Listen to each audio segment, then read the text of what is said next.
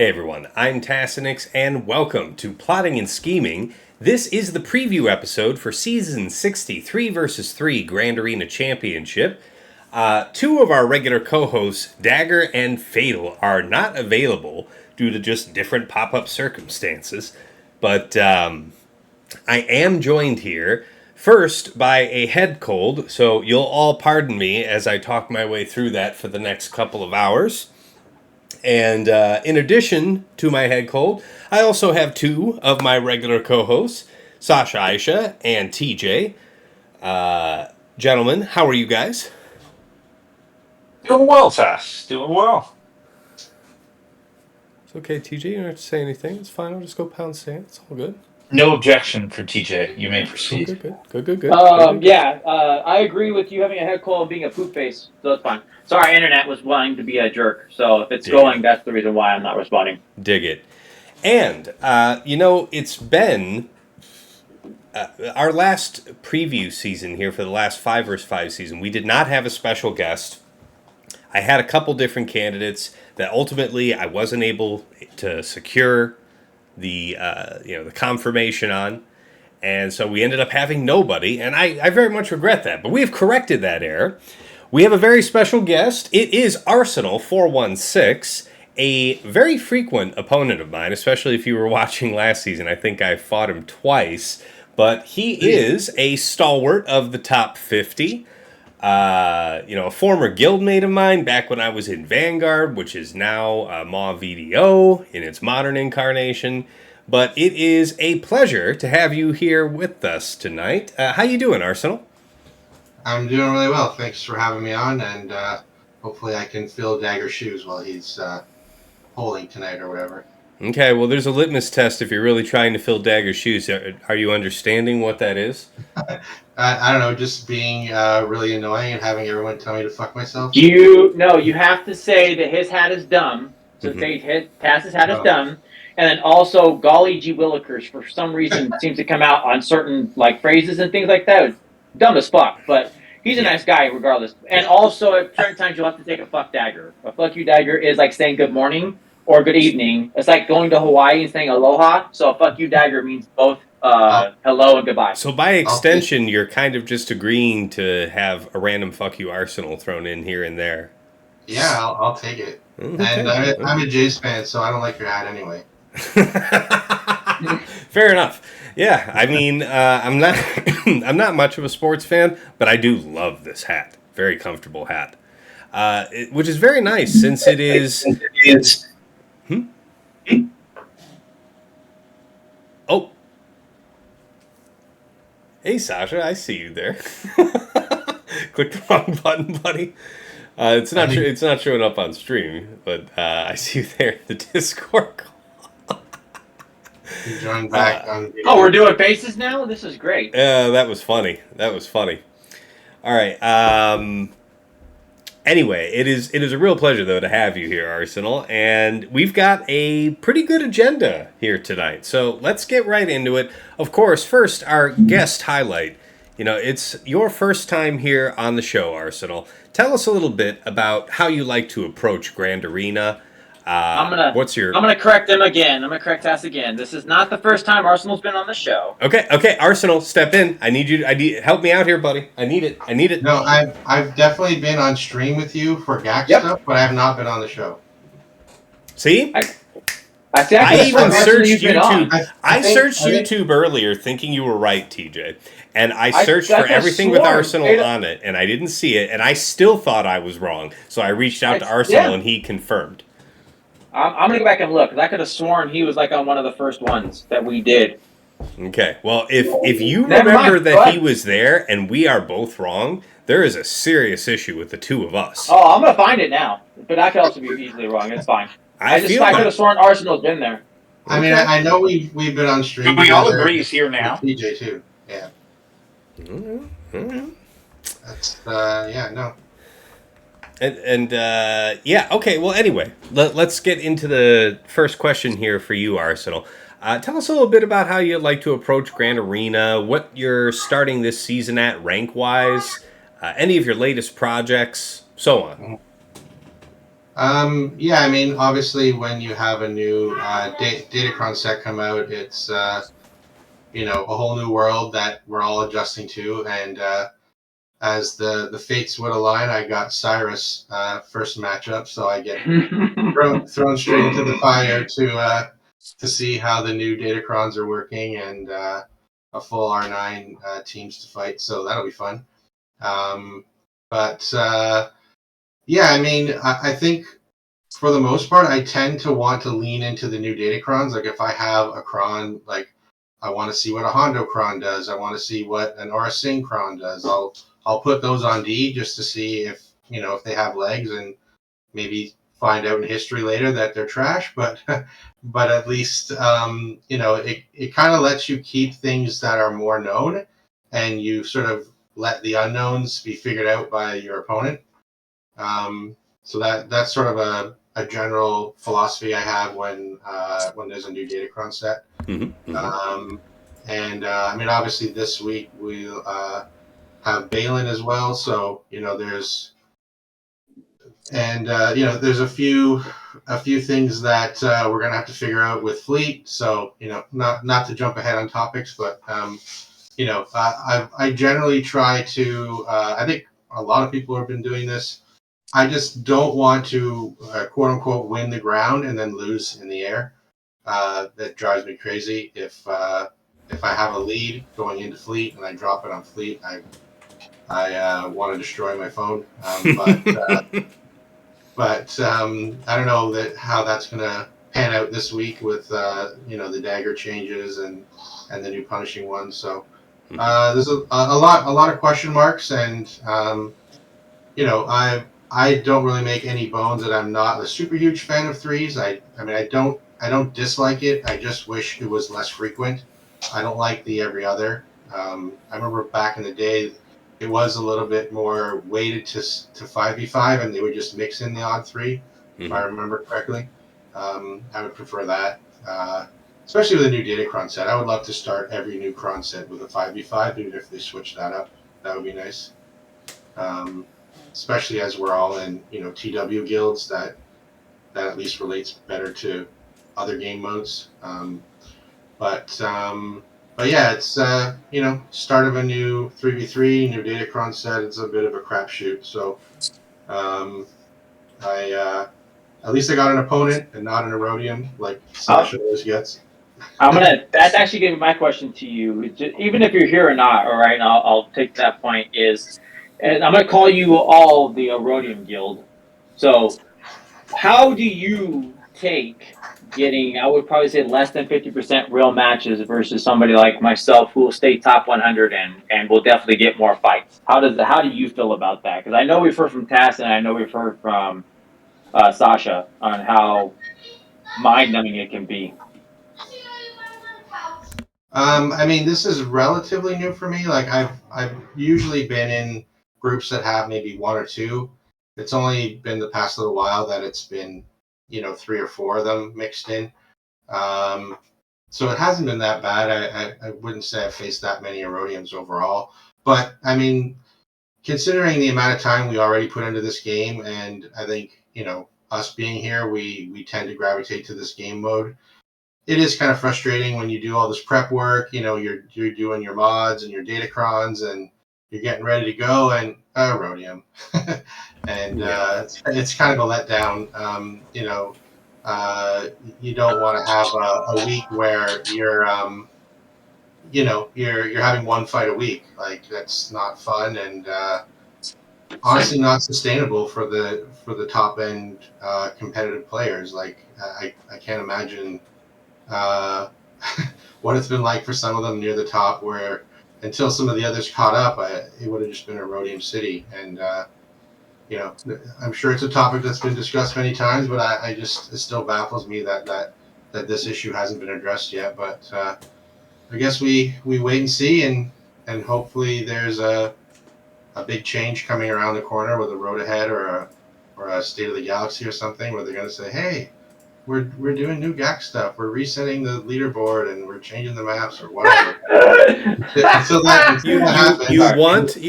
To be fair, I understand why TJ immediately cackles. I do. I do. You don't want to dare hope, but you damn sure want to expect, right? I mean, yeah, like it can't possibly go on this long. Like they're not blind to it. You're just setting him up at this point. Oh, this is comedy. Well, This is here's so the great. question though. It's only laughable if you honestly believe it will never change. And Alright, considering that they're still actively developing the game and they're releasing characters, they're building raids, like Okay. they can't completely ignore the PvP side. I think you're right that there will be a successor mode. I think that's the likeliest solution because it just doesn't make sense that if this was a technical problem they felt like solving that they couldn't have solved it by now, right? Which speaks to like it's okay. This can kind of live on this way until we implement X. But like you said, there's no timeline for that. So we're out here, you know. I'm not going to take that approach, and I have to apologize. I have watched literally. When was the last TW change? Let's poll the people. Yeah, but there isn't actually Hold on. there isn't a bug disrupting the ranks of the gauntlet. But it's not. You're telling me the only thing we've ever gotten for this is them to say we know it's a problem. Yeah. So you're About a year telling me ago. this, right? That was okay. And when was the? So I'm going to ask these simple solutions. You're telling me you're on the hope side, and I applaud the Canadian hope and the good, but I'm going to take the realism approach. The game of Swigo is the character, and I've said this in many occasions. I will continue to say it. What they did was they altered the approach to how you can obtain your character. They targeted, and I know I actually watched this. Was a very good point with Solo and Xerath yesterday, and I think they made it very evident. They targeted a wider audience with the approach to make it more manageable. So somebody who's spending $20 to $40, if you spend $100, basically you can get a character. It's no longer $300. They've increased their ability for more people to access these characters to do their targeting. Because if you look at how frequent they're bringing your characters, that is Swigo. I add another character. So you're telling me, because if you go look at their revenue, and by all means, go look. I guarantee you it's increased. You got a link for it? I'll pull it up if you want to send me a link. I'll go look for it and pull it. That's what I'm saying. It's like their revenue has definitely increased because I've heard it in several places, right? Because they're giving the access. Mm-hmm. And so what they do is they shift the point of the game by adding another character to that game. So your game mode then alters. But you're telling me where the only thing they've done, and it's by somebody, Meathead has done a great job at being way more communicative, right? Agreed. They have done one response to say, hey, we know there's a problem. They did a response to say we altered the formula for GAC. They did a response to say, hey, we know it looks screwed up. What response gives you an indication by anything they've done that they're going to make the fix, or are they just waiting, which they have been, for it to try to fix itself, which it has not? I am all for everybody wanting there to be change. We have all screamed for it. But I would also say the only people who are feeling it are the people really at the top. That is a minute minority. I can't stress that enough. Very fair. You tell me 100 people. So it's like you're telling me that you have a problem with it. I absolutely have a problem with it. Sasha, who stopped and came back, has continued to have a problem with it. That's 100 people out of thousands who are playing the game. But that's what I'm saying. But so you're telling me you think they're going to fix it, and I'm telling you the last time they made a change to TW is when they moved it to a 25 setup, right, per thing. And I'm only bringing that game mode in just to talk about my point. And then to TW they moved it to 50, and that was that was their change to TW. Then they stopped. GAC, they restructured the whole thing, right? They did that whole revamp, and we loved it, and everybody got back, and it looked like it was fighting. And then they adjusted their formula. What have they done to these game modes that would make you all think that they're going to shift this in any way when, and again, I'll pull it for you. I'll go look for it for you, Task, to do it. I have not seen a change in anything in the game other than the cadence at which you are getting a character, and they altered the cost of getting that character. That new structure has been phenomenal, and Yeah. it's got more people investing, and it hit people like Solo Base. It hit people who are spending less. It's getting them Yeah, invested. so you're saying that there's a lack of financial urgency for them to hurry up with Yeah. whatever a new game mode might be to replace Grand Arena, and I take that point. I mean, it's certainly, there's no way you can't imagine that this is a technically unsolvable issue, right? I can't imagine that that's the case. So at this point, it only seems reasonable to assume that they're justifying it on the basis of having something, in the pot, so to speak.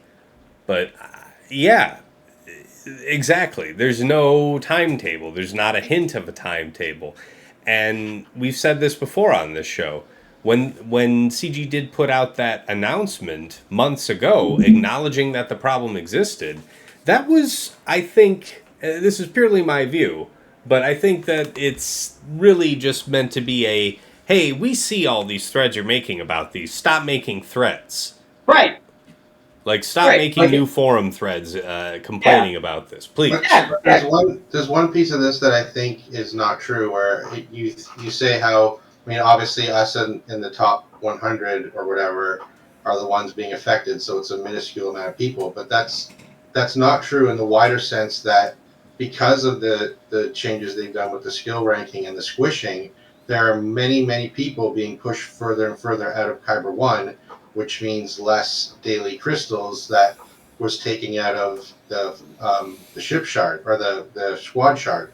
It is so true. That affects a lot of people, and that is what is not changing, and their algorithm, however it works, is continuing to take crystals out of people's pockets. So it's not just about like us getting stuck with erodiums is the problem. Like that's our sort of niche high end issue, but it's affecting a lot of people. I'm going to give you a counter to your point. And this is where this is true of what I'm talking about when you're talking about the masses versus the minute amount. And the only reason I bring that up, how many people play the game versus how many would actually go on YouTube versus how many would actually go in Twitch, because they talk about it, right? They're really dedicated. So the Arsenals, the Tasses, the Sashas, we're on Twitch, we're on YouTube, we're invested. We Tass out is here streaming this. So that's what I'm saying. But you're talking about one thing, how many people that play the game are actually in the forums making statements or complaining about this, or are they just along for the ride? So I'm not discounting what you're talking about. I would even look at the point of, look at Arnold's stream of how many people would be on something like that. And Arnold talked about it, and I'm not saying that your points aren't valid. I'm only responding that the numbers are also shrinking because of the player populace and how many people actually play the game. That adjusts the Kyber as well, because they've talked about it where the number of people that are going to be in Kyber or whatever is going to be related to the amount of people in the game. So yes, it's shifting, and yes, it is taking crystals away. I think Arnold did a really good video, and I would urge people to go watch that, talking about how it's taking it away, to your point. But my concern is how many people are actually, like Tessa, we out here are actually out there and being vocal about that and showing something else. That's not the takeaway. And I also don't want to derail, and I'm sorry if I did, derail the point, because I want to make sure that you get to bring your stuff out, Arsenal, because I think it's very interesting, because you got to where you are from how you play the game, and this is a GAC-focused show. But my premise of where I look at what Swiggo is the character, because it changes the structure. And then what they did was basically they took Marvel Strike Force's idea, and then started making these Omicrons based on game mode to change the structure of the player, right? Because look at how we've transformed into a character changes the team, so it gets that Omicron for GAC. This one goes for the Omicron for TW. This one is for TB. And they build their team doing this setup because it makes more money. All right. Fair enough. Well, Arsenal, it is good to have your take on how you like to approach the game. Let's go ahead and start into our main agenda here. And this part of the show, completely free floor. Anybody can just jump in and speak. So don't feel like you need to wait to be called on. If I feel like we're staying too long on any particular topic, I'll move us along. But otherwise, yeah, open floor. So first item, latest R9s. Remods, set 17 refinements. If you weren't fully satisfied with where you were, with set 17 when it closed out there at the end of last conquest.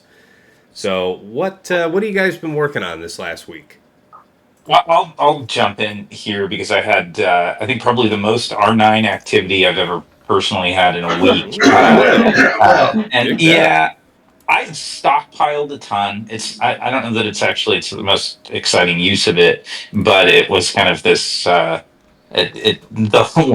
long term return on investment seemed prudent. So I did 3 R9s just for the upcoming assault battle, Peridia Patrol. So Night Trooper, You DTP, lucky and That's bastard. what's up. I am That's super what's Yeah. jealous. I mean, I looked at it like within a year that'll pay off for itself. And I had been saving up R9s for a while, and I figured out what the hell. At some point, I'm going to do it. Plus, what feels like high probability that there's going to be some use for them in an upcoming raid. So I did that, and then I also did Baylan Skoll this week. So 4 R9s. I had banked a bunch, so I still have more. I have a couple left and TW results willing, I'll have more. But I feel like I've got what I need for GL Ahsoka, and yeah. So those were my big R9 investments, and then. Yeah, I'll touch on. We can circle back to either set 17 or set 18 Datacron discussion, but yeah, big R9 week for me. Man, Good. I think it's for everybody, right? I want to hear what Arsenal's done in task, because what I'll call, so out of all the groups, right? I would consider myself the most thrifty of whales. I stringent like if you go look at my Relic 9 comparison for most people in Chromium or anything else like that, I'm nowhere near anybody else. My numbers are minute at best. I keep things as needed for resources, and the game has caught me. Like when Sasha, you bastard, you say I've got DTP and I got Nitro, it's like, I'm so jealous, because there's no point when I'm going to be close enough, because basically every character you're bringing out is basically a new R8, right? At a minimum, when you're building these teams, I have not seen one where I can stay, and it's funny enough, at R7. It's if you're bringing out, look at what's her name? The new one. I can't think of her name right now. Look at Merrick. He looks like he's definitely an R8 candidate. So the whole Baylan team feels like a minimum of R8. I have not felt like, so it's like there's all your new R8s we have, and also because CG was smart, man. Them doing those per relic levels on and these people's kits is killing it. Go look at New Sabine. Per relic amplifier, right? I'm like, damn it, that's another one. Yeah. So you know what you're doing, and they're well earned. They're getting to R8 minimum. So like my resources, I can try to build up fast, but it's like getting to R9s. It's you go to R7, R8's another world, right? And it's great. It's worth it. You feel the advantage. You go to R9, it's again another world. So it's like I've so many R9s. Punishing one. So Dengar, that's a starting pilot. He needed R9. So it's like when you started with R9s, yeah, Baylan's R9, Dengar's R9. Other teams are R8s at a minimum. So Sasha, you lucky bastard! I'm so jelly, but because I would say those new assault battles are so rewarding for anybody who can do it, and also when you can get more brains, basically the ability to spend $10, and you have a setup for 5 more brains. That is how many TWs you have to win or whatever else. Like so, that time and review is awesome. Yeah, I think with every new character now, my philosophy is straight to R8. That's just it doesn't matter. Like Amen, brother. R8, the power creep, and then and selective R9s if you have the mats. So Like Yeah. I did Baylan and Dengar too. Like makes the most sense. And I actually just did because Sasha and I were talking about this last night. I did do Night Trooper as my first R9 of the three, and then I'm out of R9s now. I'm fucked. But I was lucky in that years ago for a TB deployment, I did Fulcrum Ahsoka. So I already had that done from forever ago. So I figured that bought me one. My man. But yeah, I figured I might have to slow roll the next two R9s for the IR troopers. And so I think the event comes out once a month, right? So I'll probably just miss the first month. But yeah, they're 100% worth it. And I was actually sold. I was listening to Solo and Zareth the other night, and they were the ones who brought up which I didn't think about at the time, was the likelihood of the next raid being a prettier raid. And if those guys are going to be like the Gungans of that raid, if they're all R9, then you're already set for the raid, right? You know what it's going to be, right? I know we're getting Ahsoka, but you know it's Thrawn. If you look at the timetable of where we're going, it makes so much sense that our next raid GL, I'm going to go raid GL, right? Because we've been pretty consistent on a raid GL setup. Ahsoka is the first one what's offline, but Gungans were our raid team. So there's your Gungans. They built that in. We missed the GL for that setup. So Queen and the Galactic Republic, perfect thematic and all that. But I think we're going to get back to it. Timetable wise, Thrawn makes a lot of sense going into that raid as our raid GL. So time frame wise, it could be, and the amount of revenue. So doing these nines, look at the setup. Look at Master Qui-Gon. Look at how they did the pieces for Queen Ahsoka's team. And like I said, the resource return, dude, is phenomenal. So Sasha, you're talking about in a year? I don't think so, man. Every month you get to do it. You get a mandatory setup, the ability to get 5 droid brains. That time saver, that investment. Times 12 is 60, which is the 3 R9s we need. So it's a year. Maybe you get a little lucky, maybe you don't. There are other materials you get. So for 3 R9s, it still is a year. But if we're going to do it inevitably anyway, I just want to start doing everything after a year is just it's profit, so to speak. But now take into account, you can refresh. I was going to say, does that account for 2 refreshes, that figure? That does, because that is assuming you have a 50-50 shot between Gerda keypad and droid brain. And if you do it twice, you average, and each of the drops is 5, you average 5 drops per, and over 12 I think this event may be more because it's requiring 3 R9s, whereas the POW and the Master Qui-Gon was only 2 R9s. That'd be awesome if that's the case. That'd be great. The rewards are adjusted because of the R9 tier, where you also get Omicrons. So and at some point, that'd be great to see that, and that would make sense as like one of those other leading indicators that the R9 sort of floodgates are going to start to open, and once R10, once that starts coming. I'm not wishing that bad omen on any of us, but like that's just the way these resourcing management games work, right? We've seen that slugger so many times, so we'll see. But yeah, I was happy to do it if I averaged 5 per time. And you guys are right; it may be fat. And CJ, you're right; it could be faster than that. First, what Arsenal's saying ends up being the case. That'd be awesome. Yeah, my only reservation is that with the QA team, it seemed like a no-brainer because they just seemed like they're so powerful to do all 3 of those to R9, which most people did. But the bros are powerful. You're saying that though, but those bros are monsters. They are, but I don't know. I don't quite see it on that level yet, but I could be wrong. I'm not saying I'm with TJ on this. I'm with TJ on this all the way, and let me show you why. All right, you already have the Night Trooper Omicron, right? Yeah. All right, so you already know about the 100% health, and of course you know about DTP's unique giving out the 35% max health and protection. They both only get 1 life to live. They're all that much more massive at Relic 9. And if you want to commit the mods to it, doing the thing where you have like this, like speed, or you could have a really fast health primary, Crit damage triangle. It's This could be huge, health so strong. primary. You know what I'm saying? Health primary here. You could be extra large if you wanted, but I do think that offense is super strong on him. Like right now, I've got to look at this 11.5K. All right, and as long as he's tied to DTP, he's got what is it? Another 35% crit chance from that unique as well. So the crit's there, the damage is swinging like just an absolute monster, and you're never gonna. Sorry, go ahead. Bros.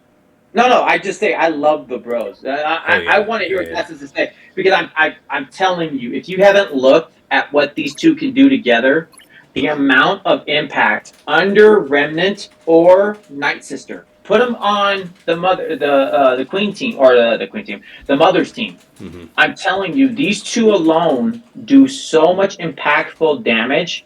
And then if you decide to go with DTMG and that setup with Imperial Remnant, and you put Scout, I was literally 100% across the board, knocking out with Gideon, which is true is there. Night Trooper's assist on that team was watching. I was watching people fade away on the Jabba team because Night Trooper is that good. So because it's health based and the things that he does, his damage is so significantly ramped. To me, it's a great investment, not only for the R9 pieces, but because these characters are really good. Yeah, I don't think you'll regret it long term, man. Sorry, go ahead. I heard somebody call Night Trooper Drunk Trooper. I kind of like that. It's true. Yeah, I can see that. I can see that. And completely back what TJ was saying there. Somebody just asked in a YouTube comment today about what I saw as like an ideal split of the Night Sisters now. And I think that anybody would say the Great Mothers and Morgan are pretty much tied together. And then since they both, want to survive as long as possible, and they have one life to live, really nice to put DTP there for the aforementioned bulk boost. And since you're already committing DTP, it makes sense for the reasons we already said to commit Night Trooper there as well. But if you didn't want to do that, you could set Spirit and then something else like Acolyte, Initiate, Talia, something like that. And then you can have DTMG with Night Trooper and, your preferred 3 Imperial Remnants after that. And that's, in a lot of Datacron metas, that's still a pretty significant threat. Yeah, Night Trooper, so you get enough crit chance from either DTP being present or DTMG's leadership. And that's just going to make Night Trooper sing. So completely agree with that idea. Mm-hmm. Anyway, yeah, sorry. I think more so it wasn't necessarily a disagreement that they sound like long-term investments. It's just the crunch of all this happening right now. Like having just done Dengar, Baylan came out. We're going to have Ezra on Monday. We got Sabine coming out tomorrow. It's like they're just hammering us right now. Yep. To TJ's really earlier point, like it's just, unless you had a nice R9 stash like Sasha did, it's kind of hard to keep up. So, I may have to slow roll. If you guys are lucky, you're ready to go tomorrow. Yeah, we'll be talking about it next week how it all goes. But yes, I absolutely appreciate what you're saying, being so taxed on the R9s. I would just think it's just resources, right? I would just say it's just taxing on resources. But I think, like I said, because natural progression of the game, minimum was R7. Minimum, before you got a character to R7, that was the minimum of where it was at, right? It went R5, and then we skipped. Obviously, there was never an R6. Then we went to R7 minimum, and you tell me a character that hasn't come out that hasn't gone almost straight to R8. Yeah. Pick one, right? And then now they've tied. Certainly up where we're competing too, yeah. But that's what I'm saying. It's the natural progression of the game. Every character that basically comes out is an R8 minimum because it's coming out. It's going to just ramp that much harder. But also with the progression of having the per relic level attached into your kit, it's becoming to a point where I think they want it to be the natural progression. Next thing is everybody's going to basically be an R9. Because you want that added boost. Look at what Jar Jar does per relic, right? That's a different game. R7 versus R9, that's what, 4 additional stacks to your generator, which leaves it out because it's what, 2 stacks per relic level, right? Correct. Look at, is it Shin So who it's has it 16. in their per relic level? So it's like who Right. and hers, I believe, is per relic level. Sabine's that kit, and we saw it. Anybody who did the Baylan fight saw how strong Sabine is. Mm-hmm. That is not tying into how we're going to build it, right? Like, I'd be interested. That's going to be a great task vid, right? Not to plug your videos, but like that mod setup, and then you do the relic amplifier at a minimum R8, Yeah. and Does Marok have and the Sab- same thing?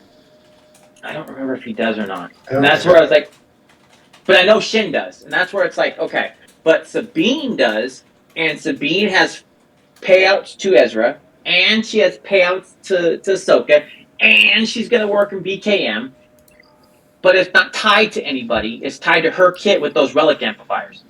Her damage is gonna be like we saw what original Sabine was doing. This new one, whew, Well, we'll be getting to that a little later in the chat here. Let's but move. it's the R9. No, it's all good. Well, let's move into our next topic. I know we've got a ton to say here about Set 18 Datacrons.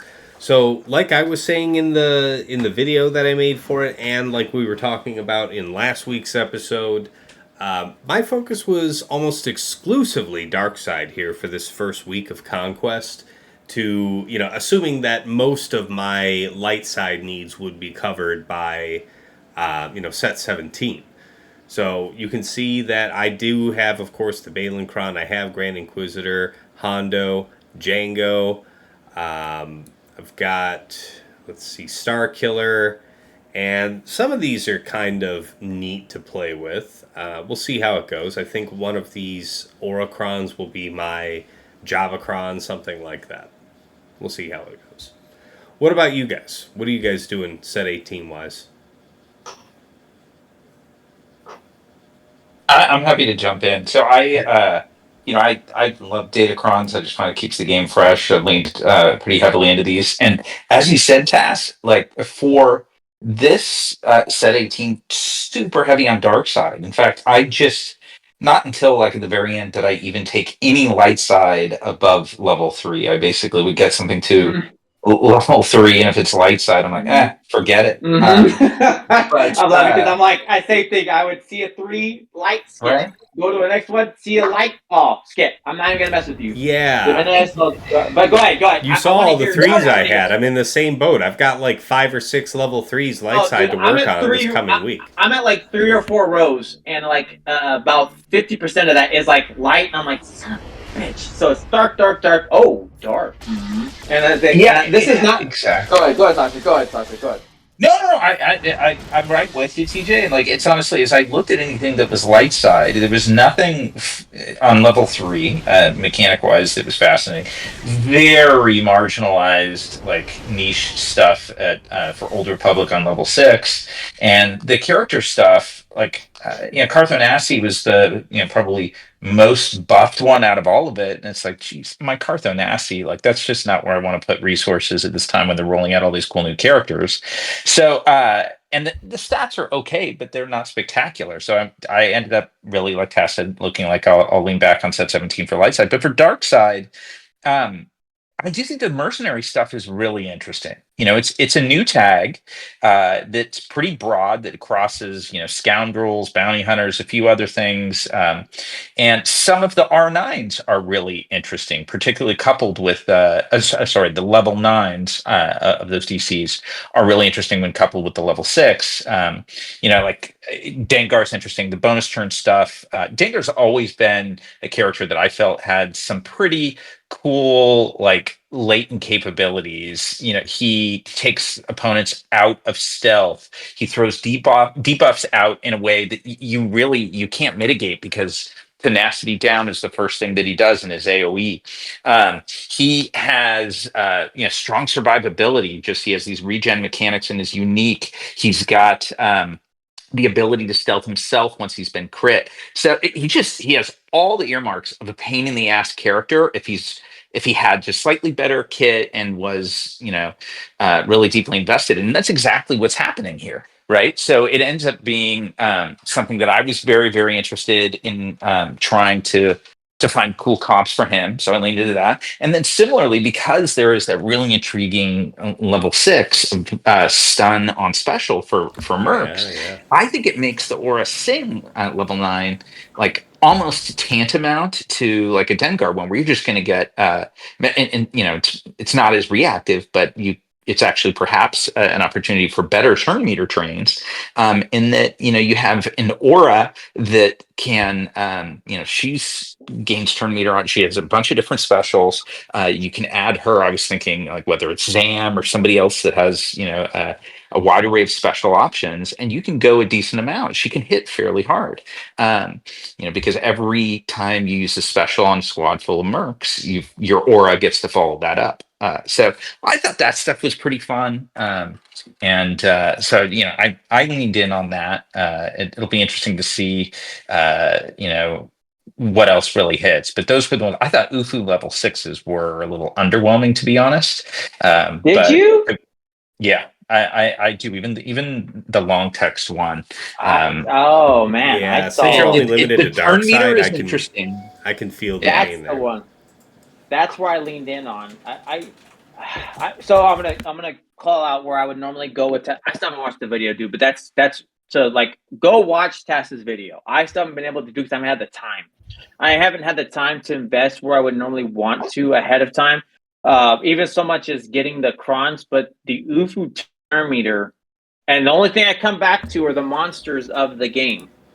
In threes, Ray is a monster. So anything you can do for the Ray team, and that's why I started looking at the UFU. So I actually started leaning more on UFU right now, only because I like your call. I think Sasha, I would lean on you when it comes to Datacrons because that's your Swigo. In my opinion, you have a really big grasp and love Datacron so much, just like I would lean on Tass with Aesop. Aesop is all things monstrous. Tass will lead into all things modding, right? It's very, very minute. Aesop also leans heavily on crons and has a great ideas of what's going on and will spend to acquire that. Sasha, you're the same way. You'll build in and do it. So I would left it lean on, and I want to look more at the mercenary, but I couldn't really find a lot of things that felt obviously we pour one out for set 16, right? The good old boys are gone. The double attack of SLKR. But it's cool, and I do like some of what it's going to do for the teams. But 18, I know it's just unexplored, and I know we'll see that come round one. Like I know Arsenal talked about it, and I think it's good for Arsenal, right? It sucks for Arsenal. It's good. He gets to fight Cyrus, so he gets to do it early on and see what stuff's going to happen. So, in my opinion, it may be a loss, but what he's going to learn and get to throw at shit is going to be miles ahead of where everybody else is at, trying to catch up and get to it, right? Because you get to see the full plethora of what life is going to be like with this set, and that's going to be a lot of ideas. And that's kind of like I got Unimatrix.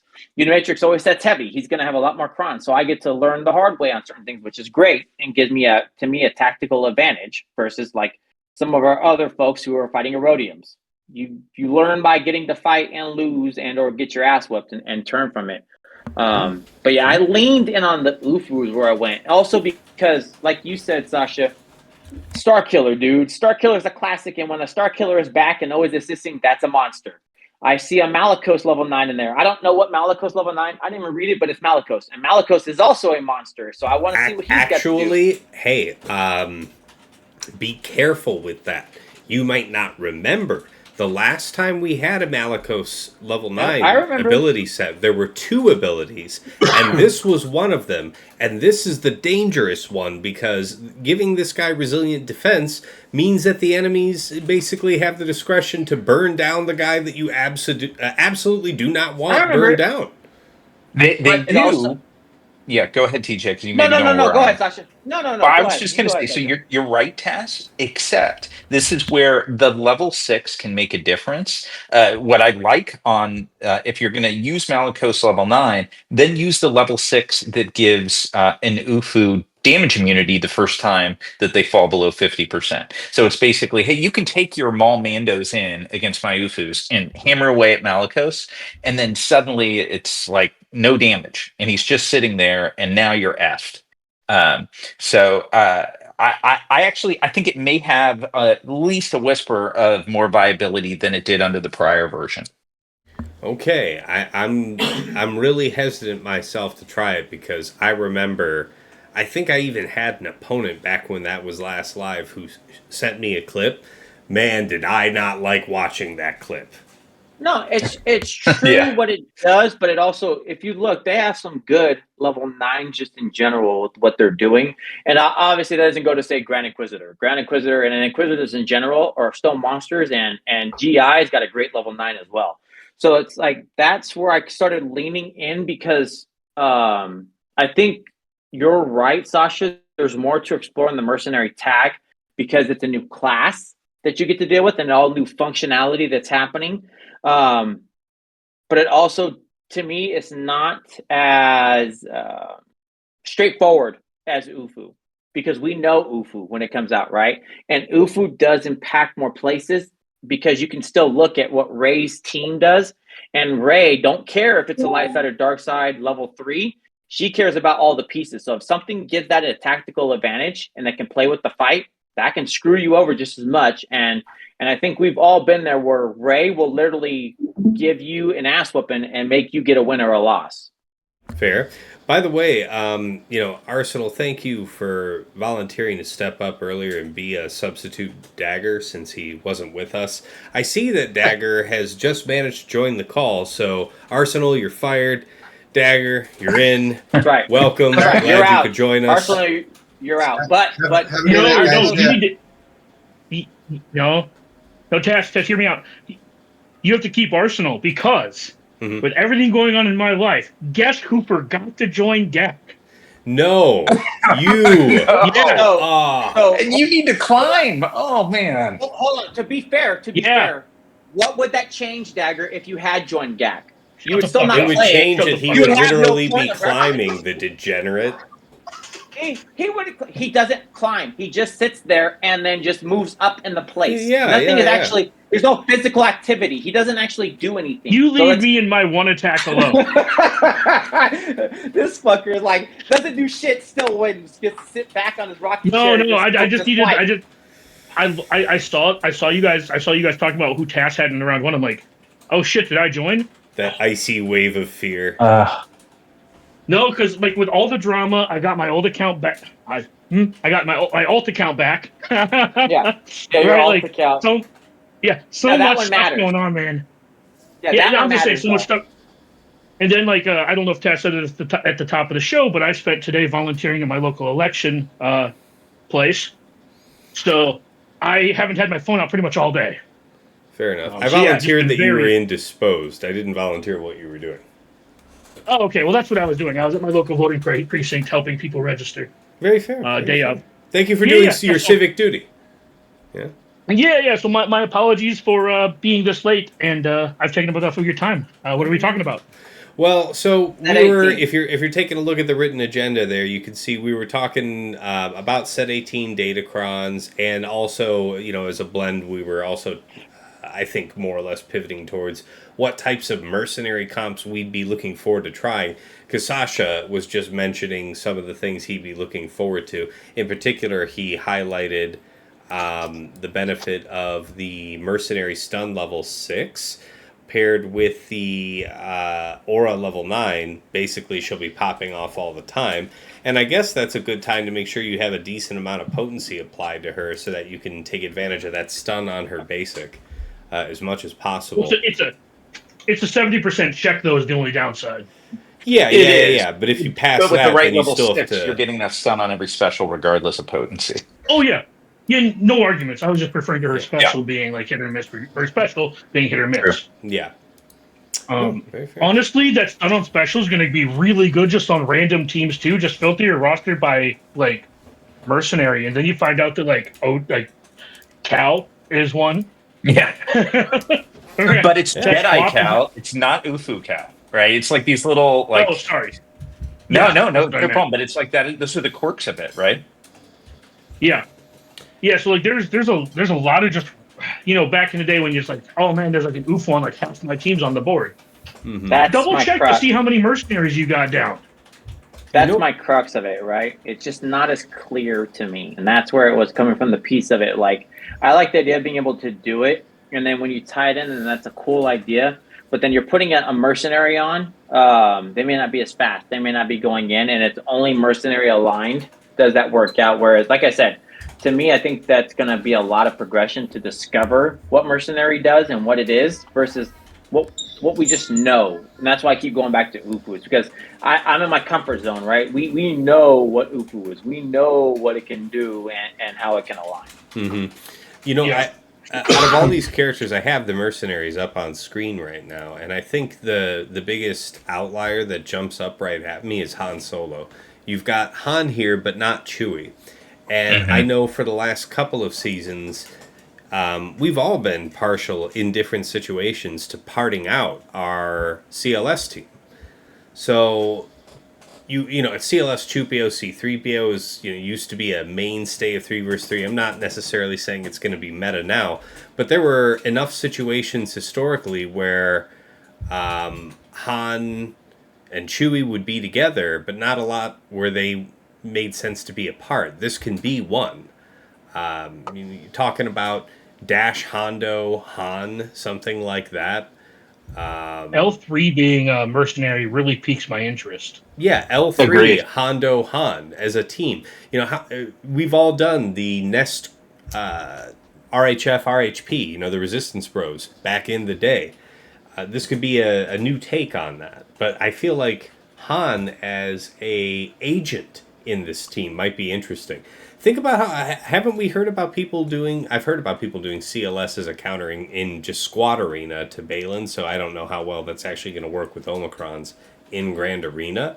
But even just theoretically as a deterrent, you having a super fast Han Solo, we know from back in the day with CLS mirrors, he who Han's first, Han's best in most situations. I'm just saying, like, the idea that Han sticks out among all these mercenaries kind of grabs me. Yeah, I mean, like there's a lot of potential in here. Vandor being a mercenary is also super interesting. L3 obviously, because the stun on 6 with L3 punching herself in the head, so you get like 3 free stuns. Well, you get 4 free stuns in a row out of her, and that just seems really, really good. Seems fair. Obviously, Zalbar being a mercenary, like right? Just he's always been plug and play. He might have. You got Sana. Sana is a lead for Han, so you're thinking about synergy for Sana's lead. Sucks. Yeah, well, it's a I don't know. We'll see. It's about how you use. Like, what about what about Sana L3 Hondo? Or sorry, Sana L3 Han, something like that. Like, that doesn't seem. Imagine a world where you're voluntarily using Sana in a place where Kira and Dash are just better than her. Yeah, but you could. You could have Dash with L3 and do something else. So to be fair, though, Dagger has always not liked Sana. So Sana Cara Dune Han Solo. Sana Cara Dune Han Solo. There's an idea. I think the problem with that is Cara won't taunt because Sana is not a rebel. Right. That's right. She's a scoundrel. That's true. Good point. But the other pieces I want to call out, right? That's like not being called out. Kyle. Kyle is still a monster, so he has merit to doing something on a team, and he can be the team. So Kyle has a very good spot. To me, the obvious one to look at, Dash. Dash has been a mainstay forever and comes in and out, right? We've seen what he can do to JML and stuff like that. So seeing a Dash, and I know we're calling it out, but Dash, Vandor, L3, it's a moneymaker. Those do big things. If you want to get riskier, Dash something with Vandor, and that's another moneymaker. And these do good pieces. I love Mission with Mission. Also, just your Mission on the Kyle thing, really quick. You can put Kyle on Saw now, and I mean, like, people love their Saw for some reason. But Kyle with a mercenary crown would be good on Kyle. That's what I mean, right? Like, sure. Kyle's a team. I love Kyle, dude. Kyle's kit and the amount of damage he does with that stuff like that, and the fact that we have Luthen to amp it up. It's just good things that are there. And again, that's why I say when it comes to the mercenary tag, it's just trying to get to what it's going to look like, right? Where I'm sure when we'll be talking in 5s, it'll be a different game. But coming in 3s, obviously, we're right at the cusp of this being big. So I know Sasha called it out. It's such a tough place to know. I would call out for you, Tass, when you're talking about it. Your mission is a monster with Zalbar, right? How does that play out? I've seen what you've been able to do with your mission, where I've watched your mission literally delete a team because you had it so tweaked and modded that All right, fine. came off. Since you're exposing me, I'm definitely considering Tarful mission Zalbar. Yes, I absolutely am saying, thinking right? about It's that. like these are characters that didn't get a point of it. Though, like I look at it, it's like, and obviously we already know. I think Hondo's back, baby. So it's like I want to see what Hondo can do. Obviously in the role of threes, a Hondo Kron the last time was fun, and I haven't got to do all the inspection of it, but Hondo is just a blast. Obviously in fives we'll be looking at different aspects of it, but Hondo is a monster, and it's cool to see Hondo getting some love here. Can I throw in on a couple of comments about the crons for life? No, you have to ask permission every time you want to speak, obviously. Well, it's hard to jump in now, but yeah, I think I may be the only one. I agree with all you guys about the dark side crons, but I actually have 7 R9 or level 9 light side crons. My man. Really? Let's hear about that. I want to hear. Yeah, what are you going to do with them, Arsenal? You've always got creative thoughts with that stuff. So where's it going? I did, but not necessarily for threes. I think. But here's where I guess my logic may fall apart. Because I mean, the more I was thinking about it, the more I was like, well, like some of the OR crons sound very interesting, but as Sasha said earlier, like, do I really want to like power up and mod up my, Carthonasi or whatever? But I do think there's some utility with Sortie Cron. I like Sortie Droids. I think that's going to be a worthwhile one to get, regardless of your take on the light side crons. And I also think, even though we have tons of Jedi crons, I think the Jolie cron is quite good. You can mix that in with Revan and Bastila, and has a nice mix in threes. So those were kind of some of the guys that I was trying to get, just to mix it up a bit. And while I agree, obviously, you're going to want to focus more on the UFU and the Mercs, but I think there's a handful of decent options that you can roll with. Maybe not necessarily in threes, but in fives could be interesting. But I think Jolie Cron with coins seems absolutely phenomenal. I'm gonna absolutely agree with that. I think the disservice that PG did is just that, obviously, if we're looking at the mercenary tag, you have some great characters in there, right? If you look at the UFU, the direct tie-in, because I think the last UFU one was light side, wasn't it? Wasn't that the tie-in? Like you did a light side setup, but then you had like Mara Jade, who was a level 9 on a light side cron. So it was mixed. But now you have dark side aligned with some of these awesome UFU characters, right? And Ray will still be able to account for that. It feels, and I think, Tass, I know you said it, and I know the TLDR is, it's like, it feels like a disservice to the light side setup for this set. I'm not saying you're wrong, though, and I bet you will come out, and I could absolutely, Jolie is just a great character. It's understandably an older kit, but when it came to JKR, the monster of the JKR team wasn't anybody else other than your Jolie. I don't know if anybody remembers the old times of having to kill off a mirror team. It was the Jolie that was always the monster. In my fights I've watched where things have come across for JML versus Ray or something like that, Jolie being in the second slot, thanks to Brock, old school setup, and then him being the only one alive and then brings your entire team back has been a savior. So, and I know Dagger has been a big proponent, and I'll call that out. When we've talked about we're doing threes and we're doing a setup, Jolie is almost in every indication of what he's done. And I'm not going to steal Dagger's thunder on it, but that saved me so many fights or got me so many wins, and also been my pain when I couldn't kill it because Jolie brought everybody back, including my JML. So it's like, yes, Jolie is just an awesome character. Sortie is also just an underrated L9, as Arsenal pointed out. Yeah, I mean, the dark side ones are definitely sexier, between like Starkiller having his own, so MJ gets to be her own team. Right? There's obviously a lot more just like flashy stuff on the dark side, but like JML with Jedi Cal, JKR, Jolie, and Bastila, I don't know what that doesn't beat. Yeah. Right? Like, that's going to just be really good. Mm-hmm. I bet money. I'm gonna laugh at this. Is I'm gonna tell you, Arsenal. I think because you got Sortie, and I know you're a big proponent of the Sortie team. If you get the surprising thing, you go back and look at Arsenal's things is the amount of Sortie holds. Okay. That one I know, and I only say that because there's the amount of times I've been caught. Yama has caught me with it where the Sortie nuke, and I just wasn't paying attention, and it's like, oh, my team's gone. Well, this used to work, and it's like, nope, not this time. So it just has the thing, and I've watched Arsenal. I think we've talked about it, and I've watched your things as well. You go look at your holds, and it's like, yeah, my Sortie hold, because it's just you missed the one piece of the old school setups, and that's all it takes for it to drop your holds. Okay, well, in closing on this topic, Arsenal, I know you said most of your set 18 was focused around what your plans are for 5 versus 5, but, that Sortie Cron for 3s, what kind of occurs to you how to use that? Are we talking about going back to the days of like Sortie, GG, something? Like what's a wombo combo look like for you right now? Well, it's interesting. The whole thing kind of relates to what can potentially hold up against Wampa, because everyone's going to want to try to Wampa it. Yeah. And I honestly, I didn't even do a lot of rerolls on this. I just got lucky, but I have like 150% potency on my Sortie Cron.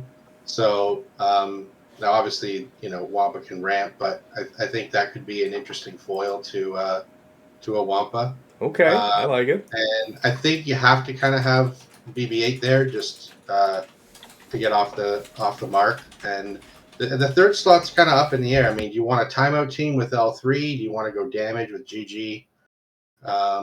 You could lean into the OR by putting in T3, which I think a lot of people have leveled up and modded up from the Sortie Nuke team from last set. So you could go old school, man. You got the man with the plan who loves them droids. Don't forget him. He can be strong and do things too. So I know they will. No, man. What's his name? Old droid dude sat with Lando. I can't even think of his name right now. But I know the 3s team would be BB-8 and him. Now you're gonna go make me look him up. I can't even think the one they did the rework on. I'm looking. I'll tell you right now.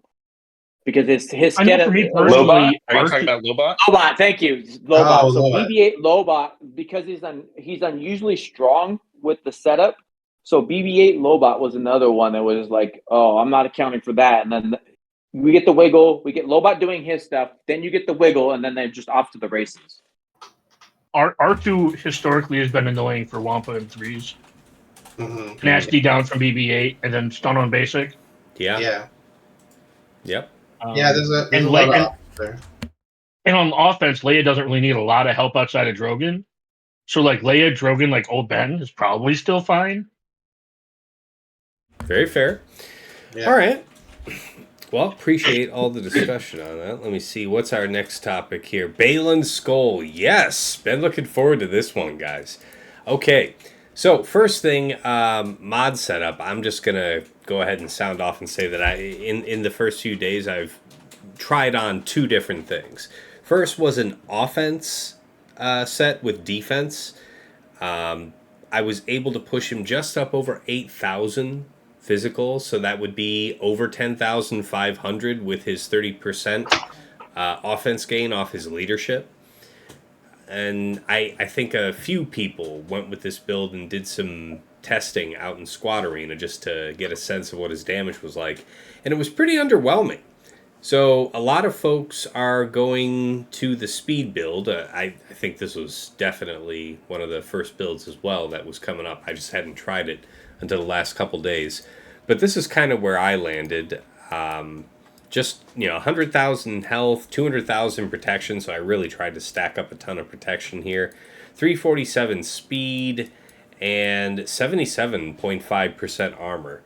So, yeah, this is protection primary on triangle, cross, circle, and arrow. So 4 prop primaries and just zooming. I think the very fastest ones I'm seeing are in like the 360s with a speed arrow. So I wish I were a little faster. If I don't think I'll ever find the 75 attenuators that I feel like burning in this particular way. But there is a part of me that wishes I could re-roll this, either of these dud speed rolls on this and maybe get a better one. But that's where I'm at. How about you guys? How'd you go with the setup on Baylan this week? I think that's interesting because I'm just checking out Cyrus now that you said that. He went with a fast build as well. He's 365. Or sorry, 356. You enjoy now all of that, all right? Shocking. Well, shocking. The funny thing is what you described at the beginning was literally exactly my setup. I have protection. That's like a protection offense combo with just over 8,000 damage. Mm-hmm. And while I agree, it was definitely somewhat lackluster in some of the arena testing that I was doing. I think the part that's going to be hard to sort of figure out is we haven't factored in any of the Gakomis yet. So who knows? Or what you're using him against. Or what you're using him against. Because I saw a couple people with the offense defense, like the gas setup, and then a CD triangle, and he was Slappy McSlapperson with that CD triangle. Mm-hmm. Oh, real? Yeah. Yeah. Yeah, like he was. Yeah. Yeah, I mean, I don't know. I think it'll be an interesting week to find out where sort of the consensus lands on what's best for him. The other thing is, I imagine most of us are just throwing him on D and saying, like, figure this out. Yeah. So we'll all have quite a bit of testing opportunities to see how that works. But yeah, I'm definitely going to be curious to see what turns out to be the sort of the best build for him. I like the combo myself, but you could be right that speed's the way to go. It also depends on the comp. So, like, if Baylan is the tank, then yes, you should mod Baylan probably the way Tass has him, just because you want him cycling through his turns. And like the difference between 350 and 300 is like 1.5 turns over the course of like the 3-minute fight. So it's not like pretend like he's taking a million extra turns with that speed. Yeah, right? because by comparison, my in that more offense-based setup, I was still 307, so almost within a speed arrow's distance, of the speed set. Yeah, so I'm just saying, like, I don't know which way is going to be right at the end of the day, but if he's the tank, you definitely want the 4 prop primaries. Now, if L3 ends up being on the team, right? Because it just depends on how the team kind of like plays out as the 4th and 5th. Because if Baylan is the tank, then yeah, I don't like the offense build as much. I would prefer like a speed set where you can like worry more about bulk. Those are highly specialized offense mods that you may not have extra of laying around. If you don't have a lot of duplicate gas-ish sets lying around, yeah. Mm-hmm. Yeah, if he's the off tank, then I think at least a crit damage triangle is fine. Very interesting. I really hadn't thought about a crit damage triangle because isn't his taunt fairly sticky? Like, not sticky, I guess, but easily triggered. Or am I mistaken on that? No, you're right. But let's say Zalbar's on the team, who's always going to be taunting too. As soon as somebody goes below 100%, right? He's also going to be the AI is going to be splitting their damage presumably, and his bulk matters slightly less if they're splitting their damage, whereas his bulk is. Well, if we're assuming this team's on offense, if we're assuming this team's on defense, and our opponents are piloting their characters against. I don't really mod my teams for defense. Okay. For the most part, like if I'm going to put it on defense, maybe I swap the triangle. Maybe all I'm saying is that if he is the tank, put him in all prop primaries. Just consider his role on the team. Sure. Because JMK, it doesn't matter. The team's kits just roll. Well, my concern, I take the point because I'd love to experiment. First of all, I really want the offense build to be viable because his kit looks cool. I want him to be able to slap. You want to think that 30% offense off his lead means something if you go to the effort. I want it to be right, and if that means that it needs the crit damage triangle, I'd love for it to be true. But if his taunt is as sticky as I fear, and we're talking about, at least most of us are talking about having this team on defense, then it wouldn't really matter if there was another tank on the team, because it would be at their discretion who they hit. So, well, to be fair, every single conversation we're having about him is post his Kron in 4 months. Okay. Because right now, I'm not sold that his modding matters with that L9. He's going to just be the best or second best team in the game by default for the next 4 months. Woohoo! As is tradition. Yeah. That's what I'm saying. Like I don't know how much his modding matters at the moment. So I have a better question. What actually beats him? That's good. That's also part of the agenda on him, so may as well. Turn meter loop teams in 3v3, that's much more difficult to assemble turn meter loop teams. The obvious start is TLS Han Chewy. Yeah. I'll be really disappointed if that beats him. Here, I'm just real quick so the folks at home can see. Oh, geez, let me scale this down. Arsenal wanted to share his build on Baylan, so that's a beast. Does this sound Oh, yeah. Yeah, 325, dude. You got so much faster than mine. Holy shit. There's no I guess the difference that I would like is the bulk, right? Because it's not just the armor. It's like it's a good, he's 20, getting a 1%.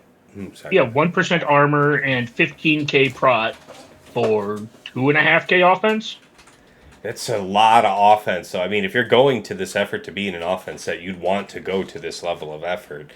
I can't wait to hear how this works for you week 1, man, because this is... If I could hit 325 in an offense set, I'd have him in an offense set. Holy shit. Oh, no wonder. You have an offense primary on the cross. That's how. Okay. Yeah, but I have a protection arrow. Yeah. And you also have like an 11% protection secondary on that cross. This is nuts. Yeah, no, this is a bad boy. I can't wait to hear how this goes, man. That triangle I just rolled and got 4 straight offense rolls after getting 25 speed. That's honestly bonkers. I think I speak for all of us when I say I don't like you right now. Absolutely. He just said, did you hear me? He said he's got he took it. It was level 25. Yeah. It was 25 speed at 6E. Yes. And then he just hit 4 straight offense rolls. 1, 2, 3, 4. It was one of the crazier rolls I've ever done. Well, congratulations, because this is a killer build here. Yeah. But yeah, as far as really counter teams, so you're saying, turn meter loops are going to be great, but going to be kind of hard to come by here in 3s. I know a lot of folks are going to feel pressure to reserve their JMK for great mothers now that crew lead slacker crons, that crew lead slacker counter using set 16 is now gone since set 16 expired. So JMK isn't really a free agent to just throw at the latest heavy-hitting Datacron team. So what are you kind of thinking there, guys? Well, the default for every new team is Treya. That's the craziest part of him.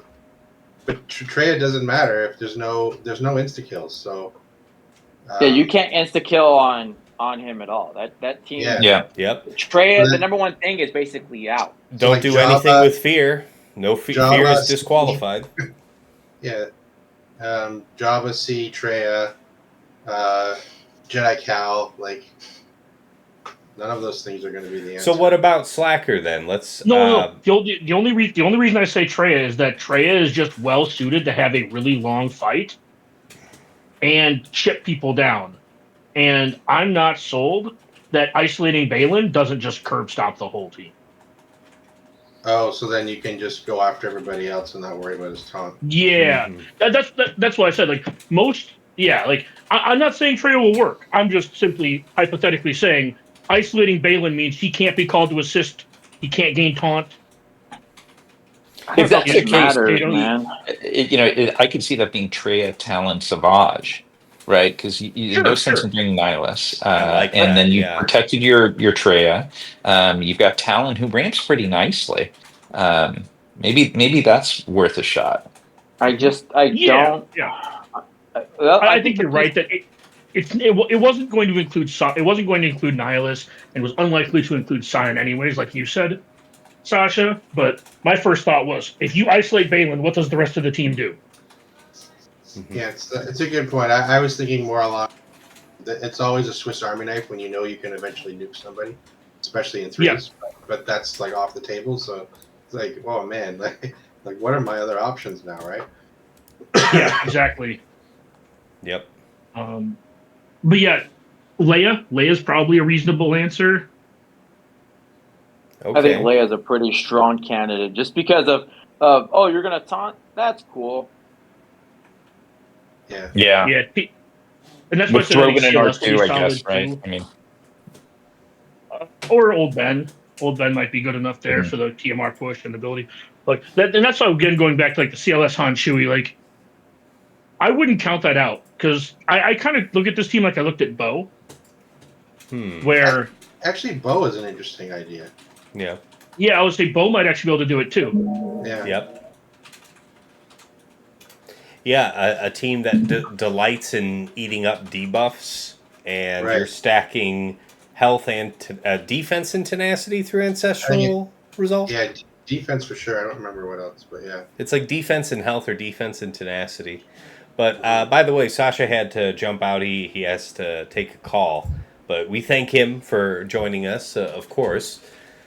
Let's see. Let's check where we're at on the topic list, guys. Let's move things along. Yeah, I mean, we're still here on on Baylan, rather.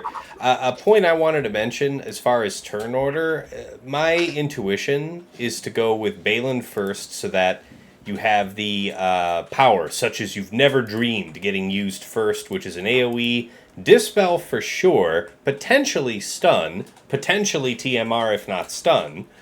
I like that going first, if for no other reason than the Dispel, and then you would have your attackers following up, hopefully having the discretion to hit a priority target. I do like Shin going next, because I want to say this. AoE damage... But what does she do as her first thing? That's the thing I'm curious about. Is it It's the damage ramping ability, right? This is the damage ramping ability, I think, right? But and it's an AoE that doesn't have to hit. Well, this AoE is so... I mean, it does give them off its own, but what's important is that it gives vulnerable for 2 turns to all enemies, which is really nice, especially just ahead of Marok with a physical damage, or I think physical? I forget. It might be special damage. No, it's special damage, which is why you care about the vulnerable. Right. Well, for sure. So yeah, I mean, that seems like the order. Did you guys have any... other thoughts on that? I actually went the other way, but go ahead. I was just going to say, I agree with you. Now that I'm looking at my team, it's 325, 323 Merrick, 320 Shin. So I think I have that backwards. So may adjust that. Yep, tweak for week 2. Mm-hmm. Yeah. I actually don't have a problem with Shin going first, for what it's worth, because it depends on who you're against. If you don't need the AoE Dispel leading off, I like his Cleanse, because there are teams that are going to go before you. So if you get to go, Shin does her push, gives them the protection up, he cleanses, and then you're off to the races. So I think it depends on what you're against, because I don't actually dislike her going first, but there's nothing wrong with him going first because he has the Dispel. Yeah. I'm trying to think how many teams you actually need to Dispel off the rip, because you're not beating the JMK team out of the gate. Yeah, just in theory. I completely accept there's multiple ways to skin this cat. Merrick going third seems the most consistent.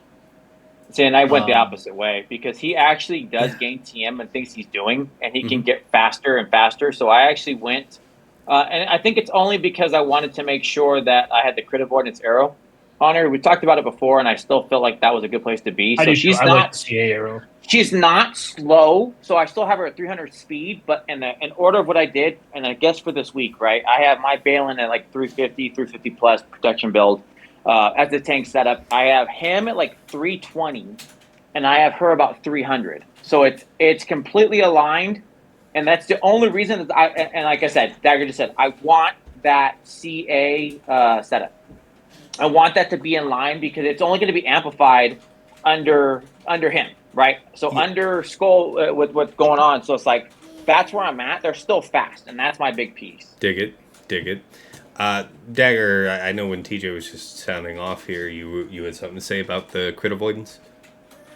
I really like the crit avoidance arrow, at least initially, because we don't know what she's good against. And there's plenty of teams out there who will crit you for not you disappear numbers. Very fair. Right? Because like the way this team is built is that they're actually relatively bulky because all the newer characters coming out just have more armor, more stats, etc. And because you want to take these characters to R8, depends on if you want to take them to R9, but like at R8, like she's relatively bulky. So if she's being crit by, like let's say that you take Bowen against them, unless you're talking about the bonus true damage, like their actual hits don't do that much even when they crit.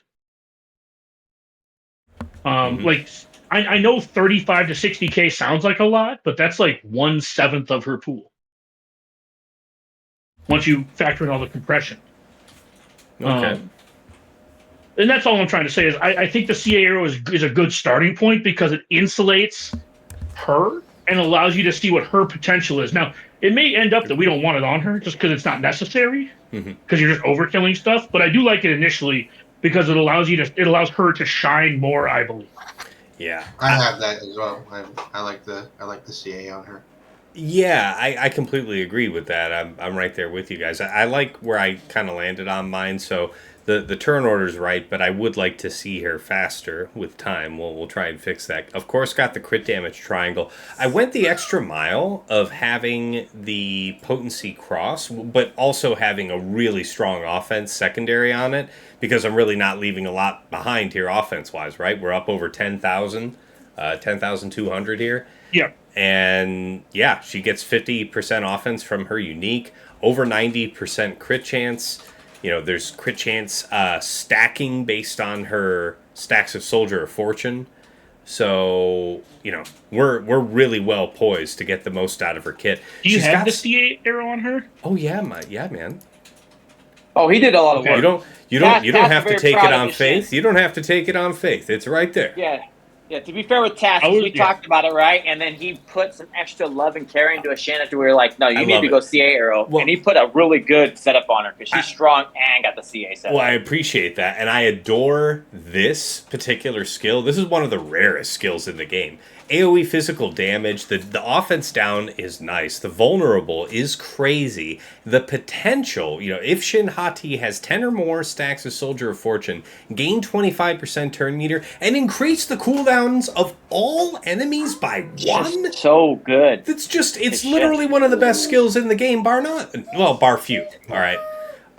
So I just wanted to get the most out of that kit, and I feel like that potency cross is not a tall ask, because you saw it's 35% potency added to get her to 100%. So you need another 5% total through the rest of the mods. She's actually a huge R9 candidate too because of how many stats she gives herself. I was just gonna say that right there with Damn you. it! Yeah. Stop it with the R9s, but it's true. But it's true. It's just true. She is such a good character, and fuck CG for making such great kits that need Relic 9. Because I agree. I do think she is on the team. Yes, Baylan is obviously like a no-brainer, right? But I agree because she's also got that per Relic amplifier. Damn it, CG. Again, it adds and lends to the setup to say yes. Overall, because when you get to play with her, right? So when we're doing the Baylan event and you watch, yes, Merrick does work and he gets faster and faster and gets to do things like that. But playing with her puzzle that she feels like such a complete character, especially under Baylan. It's great. Very fair. Guys, last note here on Baylan stuff. So I think here in 3 versus 3, with the specific callouts in his kit, I think at minimum you would be taking Shin and probably Marok, because there's a lot of synergy right there just between them. But I wonder if there's something interesting to be done with Baylan, Shin, and Hondo. Something like that. I wonder how necessary Marok is in 3s, or how important his damage is. I don't know. What do you think about that? I think in 3s. You're breaking up, Dagger. Thought you should know. While you hopefully get out of your basement, was it Arsenal or TJ that was about to sound off? No, it was Arsenal. Oh, I was. I was gonna say I actually really like the idea. But my only, I guess, reservation of it would be is, I mean, and CG is doing this a lot, where they're sort of pigeonholing teams together. Where this obviously feels like the trio that belongs together regardless. And if you were like going to like run a couple of UFU Kron Inquisitor teams and want Merrick there, I could see that, to spread your team out a bit. Sure. But I guess the only issue would be, like, Hondo already has a great Kron, and if you have Baylan with his Kron, like, you wouldn't put the Hondo Kron on that, right? So see, yeah, exactly. Let's say if you didn't have a that's where I was Hondo going to go Kron, to. then. Well, that's where Arsenal hit what I was going to hit. I was going to say this team is just built to work together for the most part. So the only thing I could see pulling Merrick off for is L3. Okay, I can respect that. Yeah, certainly if you have the Hondo wanted an Kron. additional pre-taunt. If you have the Hondo really quick, you ever think about Merrick? Sorry, go ahead. I was just gonna say Hondo also has specific callouts to Baylan's kit. I think that's why. It's one piece, though. Yeah. Exactly, but you already covered it, Arsenal. I mean, if you've got the Hondo Kron, you definitely don't want to leave that money on the table. So right. I take your point. Sorry, TJ, you were saying? Okay. I don't see how Merrick's not on the team if you just go through what he's giving. Yeah. He's okay. It's not just other pieces, right? There's Purge callout in 3 places. There's Purge callout. Yes, there is. Yes, that is a completely fair point. I got to take that piece. Also, he does gain and get faster as things are going on, and there is a lot of dispel of what's happening, which is helping him get better. The other piece I want to make sure of is, obviously we talk about they call him a bruiser and they do everything else, but I think it's because they try to put all these pieces to make him stronger, right? Mm-hmm. Let's add all this additional offense to try to make him do more. But in specifically Merrick, if you go look at his thing and there's a call out for it, defense penetration is there. Yeah, and then this is something that you might also easily overlook as part of his Soldier of Fortune unique on Merrick. Whenever a mercenary ally gains a stack of Soldier of Fortune, they recover 5% health and protection. Right. Yeah, you might overlook that, but that's unreasonable. Also worth mentioning, he actually does give you like a reasonable like Inquisitor split if you are in the position where you need additional teams. I don't think that applies to anyone in this chat, but I think that is useful for people who maybe have heavy investments in teams for TW and TB, and maybe don't have, something else. Maybe, if you're in need of another team, Merrick is really good with either Riva or GI, and will allow you like a slightly more profitable split of your Inquisitors.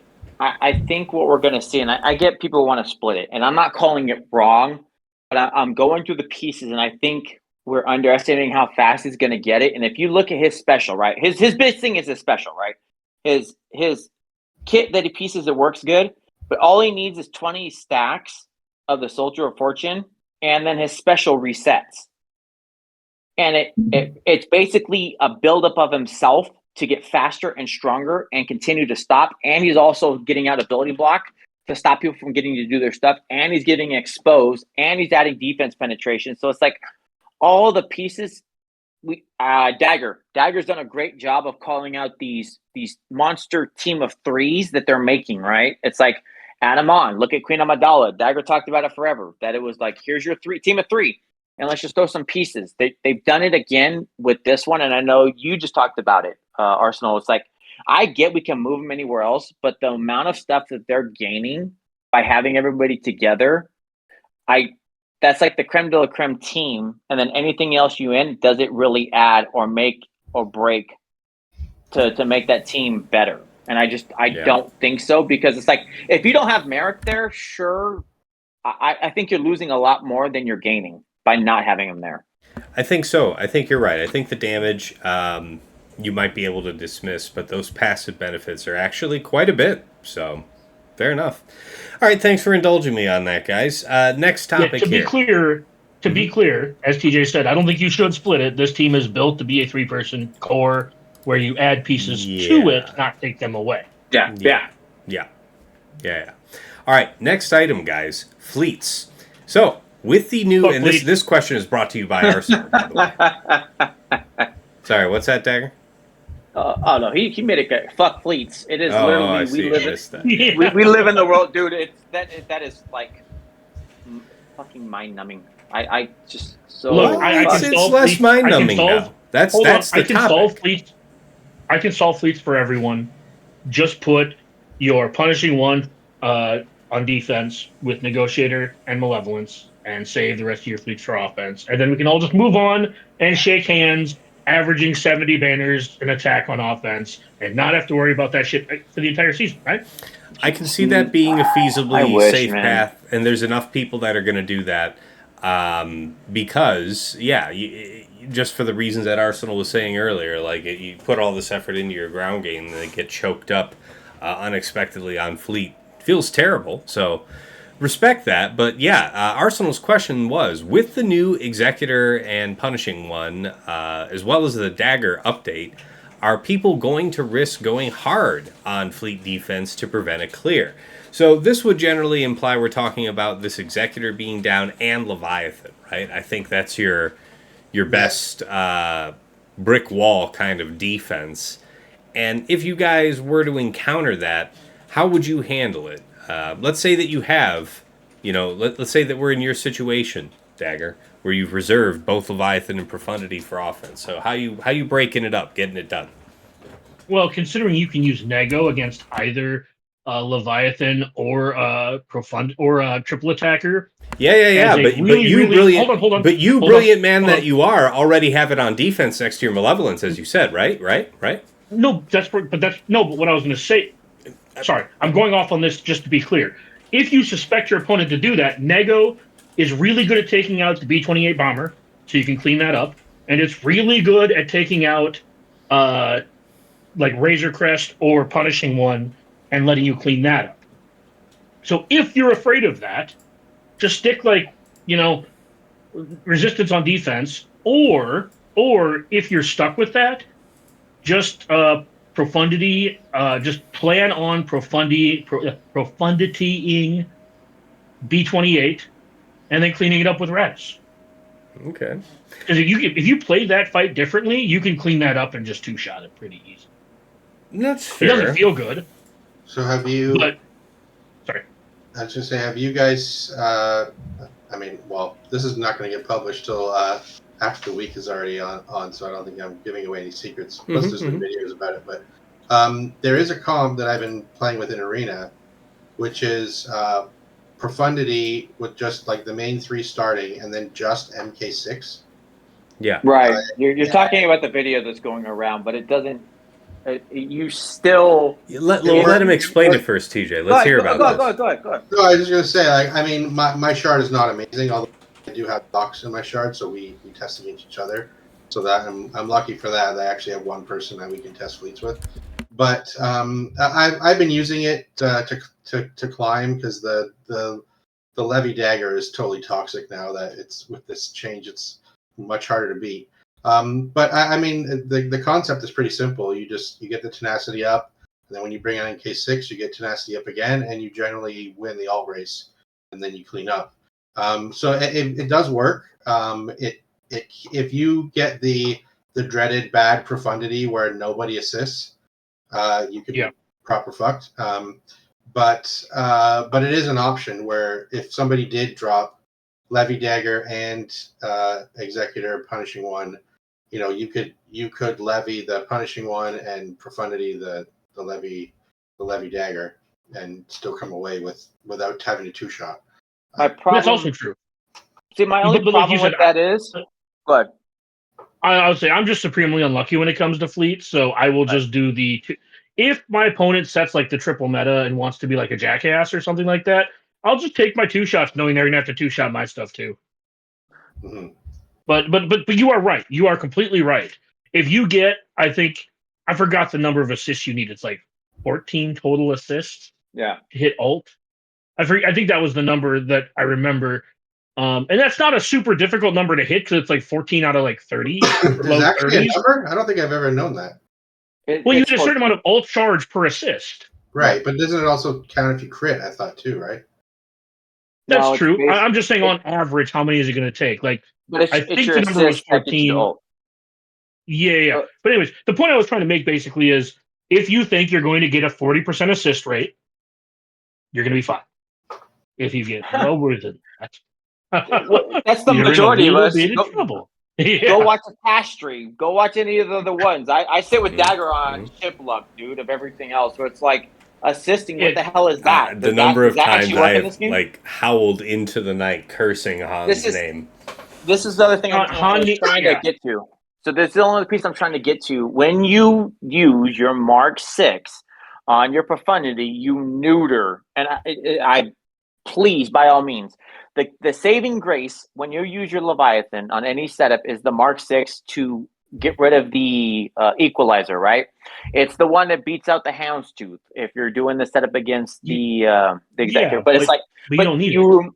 But you do need it. Because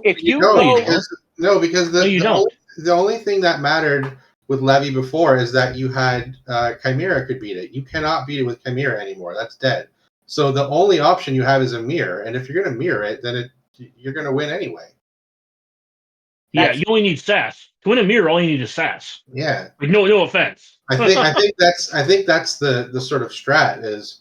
I mean, I agree it's not as good, but I don't think it ends it. I'm saying if you're doing this setting, you're right. I'm not discounting it, right? That's the whole thing is like the mirror versus the mirror is mind numbing and absolutely nobody loves this change, right? Killing the Chimera, everybody hates it. If you're starting Levy, you start sass, hit auto, you're probably fine. That has not been my experience fighting these. Not anymore. Not with the I would love to find her. This whole thing, it's like I will tell you what I've had the best success with, and I know that's what I said to what Arsenal is talking about. There's a video out there if people want to go check it out and find it there that gives the instructions. I know that they're saying I'm in the Nightmare ship shard, right? So I'm in the worst one that had to get split up. So when we talk about ships and hating it, I have a lot of interest in it. And to be clear, sticking the healing immunity is what I'm referring to, Arsenal. Oh, okay. To be clear, if it gets a stick, and that's part of my problem, right? I know. I'm saying if you stick healing immunity on B28, it's a super easy fight. That's like getting assists from profundity. That's right. Let's comment all of them. It's the same shit now. It's got to stick and then obviously not get cleansed. And it's like that. Those are the pieces where they talk about it. But it's like, yes, if they're doing that, it's true. You don't need the Mark 6, but if you're keeping it for offense as well, it's like it's still the Mark 6 becomes like basically a mandatory tool to still be able to get it done. And using it with profundity, now your Leviathan, in my opinion, if you're trying to use an offense, is dead in the water. It feels poopy and it does not feel good because that Mark 6 is your equalizer. But if you're using Leviathan punishing one, you don't need Mark 6. Mm-hmm. There's also a version of the profundity, really quick, there's also a version of the profundity. It doesn't feel quite as smooth, but Ebon Hawk is still solid too. Yes. It's not as smooth as the Mark 6, but it does its job. I just want to comment, Arsenal, if you're telling me you don't need the Mark 6 against the Executor, I don't know what teams you're fighting, but because Houndstooth is coming in, if you don't have anything to stop the Houndstooth from doing its job, you really can't get past it. I don't know. I've never really had issue with that. I use them. But just remember the difference in the shards, because everything I face is Relic 9 or above. So every time I'm facing it, and I'm just commenting it that way, is your point is that it will kill the Leviathan. My concern of doing that is then now your Leviathan is, I guess, poopy. But till I get, weren't you the one who said to use shuttle and bring that in to heal? That's what he taught me anyway. Yeah. Right, but if you go look at it, there's still a Mark 6. You bring in your first but his point is that you're literally not using it. Like the way you taught me, if things go well, you don't even do a second reinforcement, and if you are doing a second reinforcement, there's no reason why it couldn't be SAS. Because here the point is if you're moving through the fight, your concern is that you need to have the Mark 6 because you need the delete for something, and I'm saying that you don't really need that. Like, if you're quick enough in the fight, once you pop off the ultimate, you're just going to grind through them quickly enough.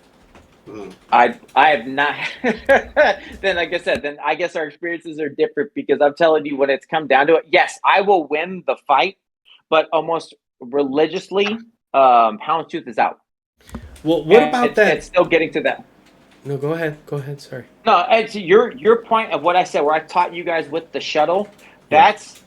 That's getting the taunt off of your first character, but I'm still not through the point that their reinforcement doesn't come out. You're talking about they've had the character. It's usually your Fury. Usually your Fury's been tagged, right? But taunt, so it's stuck, and the shuttle gets called out to cleanse that taunt. But that doesn't change the fact that I'm still not getting to a point that they've got Houndstooth out, and I have to be able to kill that Houndstooth. Mark 6 does that to equalize it, but that's where I get stuck at. And that's what I'm talking about. I mean, I assume you move through the fights at reasonable speed, but as long as I gave myself enough time after I hit ultimate, I was able to just saw it down eventually. Like, it's not able to hold up without the bonuses from the Executor. It could be. Like I said, I just don't like it. Okay. All right. Fair enough. All right. I appreciate you guys indulging me on that. Next topic here. Looking ahead. So, we've got a couple characters we can discuss here. We've got the new Sabine and Ezra. Let's talk about the Ezra first. I know that some folks are saying, are we definitely thinking at least a crit chance 2-piece? Because he has call-outs in his kit specifically for critically striking, and it's such an important deal that you really wouldn't want to ever leave that on the table, right? What's his base crit chance? Because I thought his base crit chance was like almost 100. I don't know. And if only .gg existed. I mean, I can try and pull it's been down. Yeah, if it's not completely busted. Yeah. It's been busted. Yeah, it's still busted. It's been busted most of the afternoon. So hopefully they get it sorted out soon. I was under the impression his base crit chance was somewhere between 90 and 100. Okay. And if that's the case, you should not need a small set. No, you could pick up incidental amounts. Yeah, sorry, go ahead. Yeah. No, that you said it. I wouldn't think you'd need it. The only time I would think of a crit chance small set is if his base was in the 70s. Okay. Like what kind of sets you thinking? I think just at least we know nothing about Ahsoka's kit. Nothing at all. Because he wants to crit, I would say an offense set plus crit damage triangle. Okay, well, we'll find out. Yeah, without I don't think he really has any call-ups in his kit or any debuffs in his kit for the most part. I thought Exiled was just a status effect he applies. I don't think it's a debuff. I thought it was a blue buff that he just applied. I think it is a blue buff thing. I think I remember them calling that out when it was released. Yeah, so because of that, I think you're probably, again, you're just looking at the old, is it a health cross with a high offense secondary or an offense cross with a high health secondary? Right? Yeah. I'll be interested to see what happens. Like, the idea here is, do you guys think you'll be using this character too much in advance of Ahsoka coming to the game? Because we're still some weeks away, right? We haven't even had a proper kit from her for her announced. They did. So the cool thing is, like I said, and it's out there, but Arnold did a video showing him with Rey, and that looks great. Okay. So there is some case for week 2 use for him. I honestly look like, this is one thing I am liking. Like, I know we're going to talk about Sabine, but it feels good, right? I looked at what I saw with the video, and I would behoove people to go check it out. Basically, somebody got to be able to come in and show what it looks like with Omicron's put on and all these pieces. And under Rey, man, his stuff looks pretty damn solid, especially in 3s, right? Because obviously your scope is more limited. That felt good. Isn't he a Jedi too? Should be. I think he is.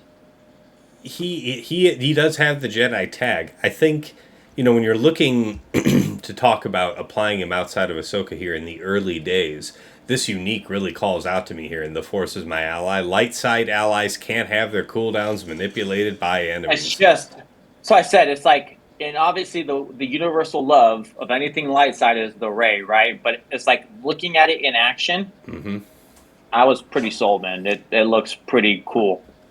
Maybe this could be like your 5th plugged into a JMK team in the future, and now I mean, just in the incidents where there's like Lord Vader or something, where your Maul needs to be able to push back Cat in order to make that fight work properly. But nope, not for you. I don't know if there's any use for that. Maybe not here in threes, certainly. But that is cool to know that there is some potential for early testing. What other thoughts do you guys have on early Ezra? Because then I'll throw in Fatal's comments on top of that. Well, one of the things I thought was interesting is we were talking earlier about the I can't remember who it was on. Oh, it was the Malicos Kron. How you got to be careful because he gets the resilient defense. That's also baked into Ezra's kit. So he'll be taunting. So I guess it kind of brings up a question. Like, he's a support character, but it looks like he can do some damage and crit damage related. But he's also taunting.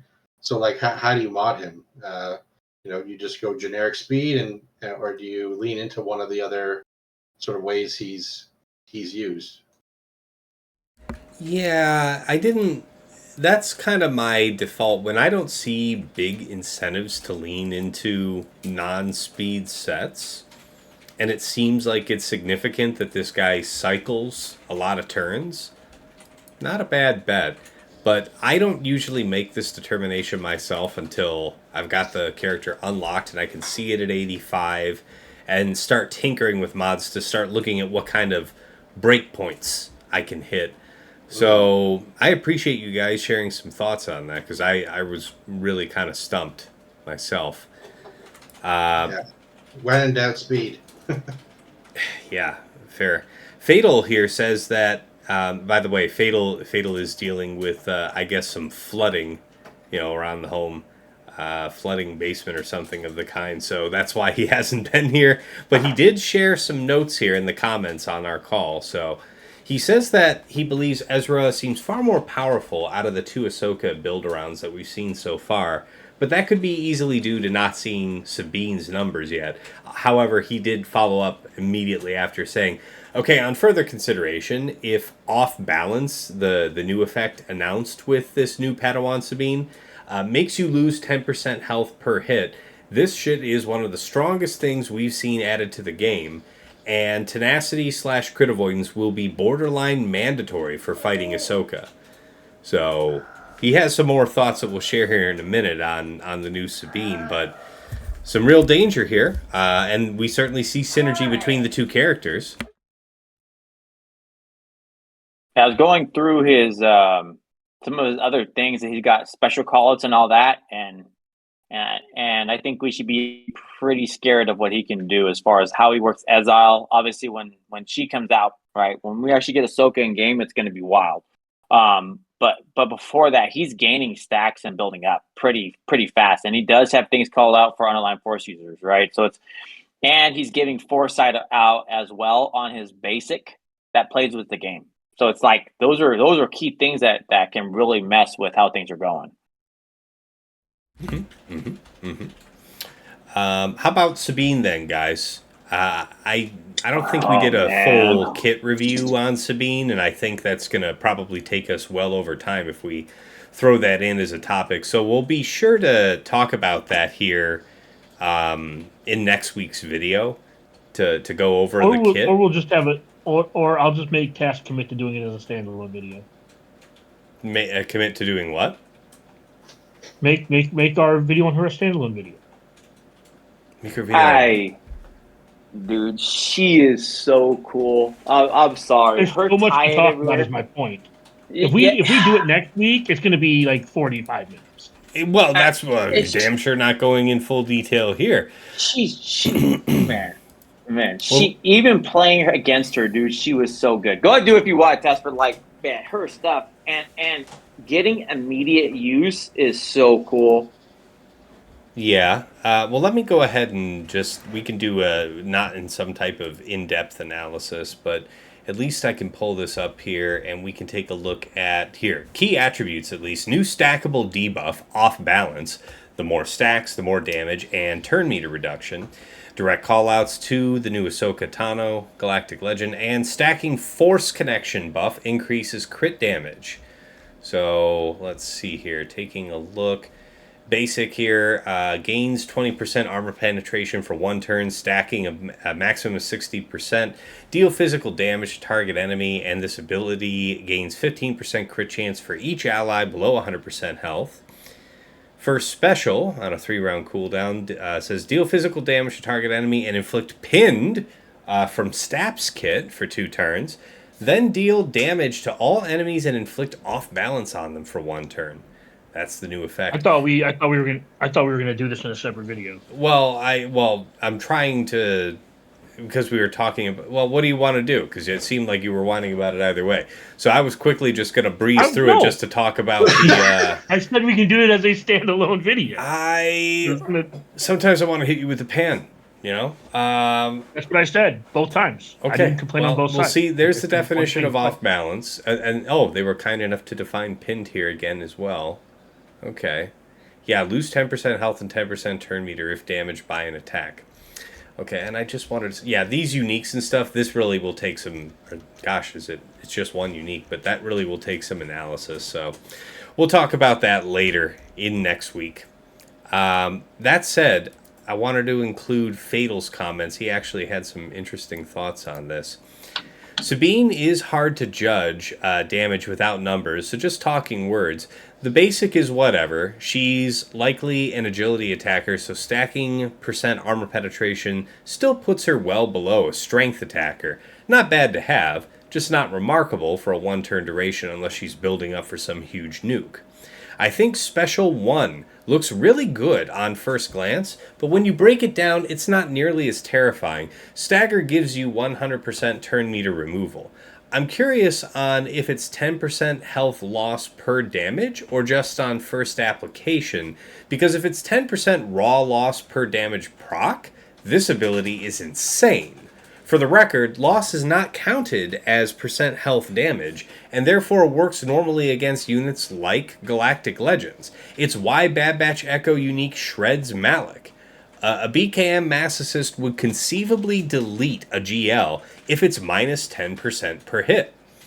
Special 2, let's see, yeah, deal physical damage to target enemy twice, and for each buff and debuff on the target enemy, this attack gains 10% crit damage, stacking max 100%. Not stacking, sorry, just max 100%. This attack gains 5% crit chance for each Mandalorian ally, doubled for Spectre, remove 25% turn meter, and an additional 5% turn meter per relic level for each critical hit scored. Okay, so per relic level on herself. So here you go back to TJ's complaint. Now we're seeing an increased incentive to place Relic 9 on non-tank characters just to pick up the full benefit of callouts like this. All right, but anyway, back to Fatal's comment.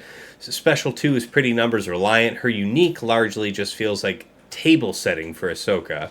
The 300% offense clause is probably the most impactful part of her kit, and it's Omicron locked.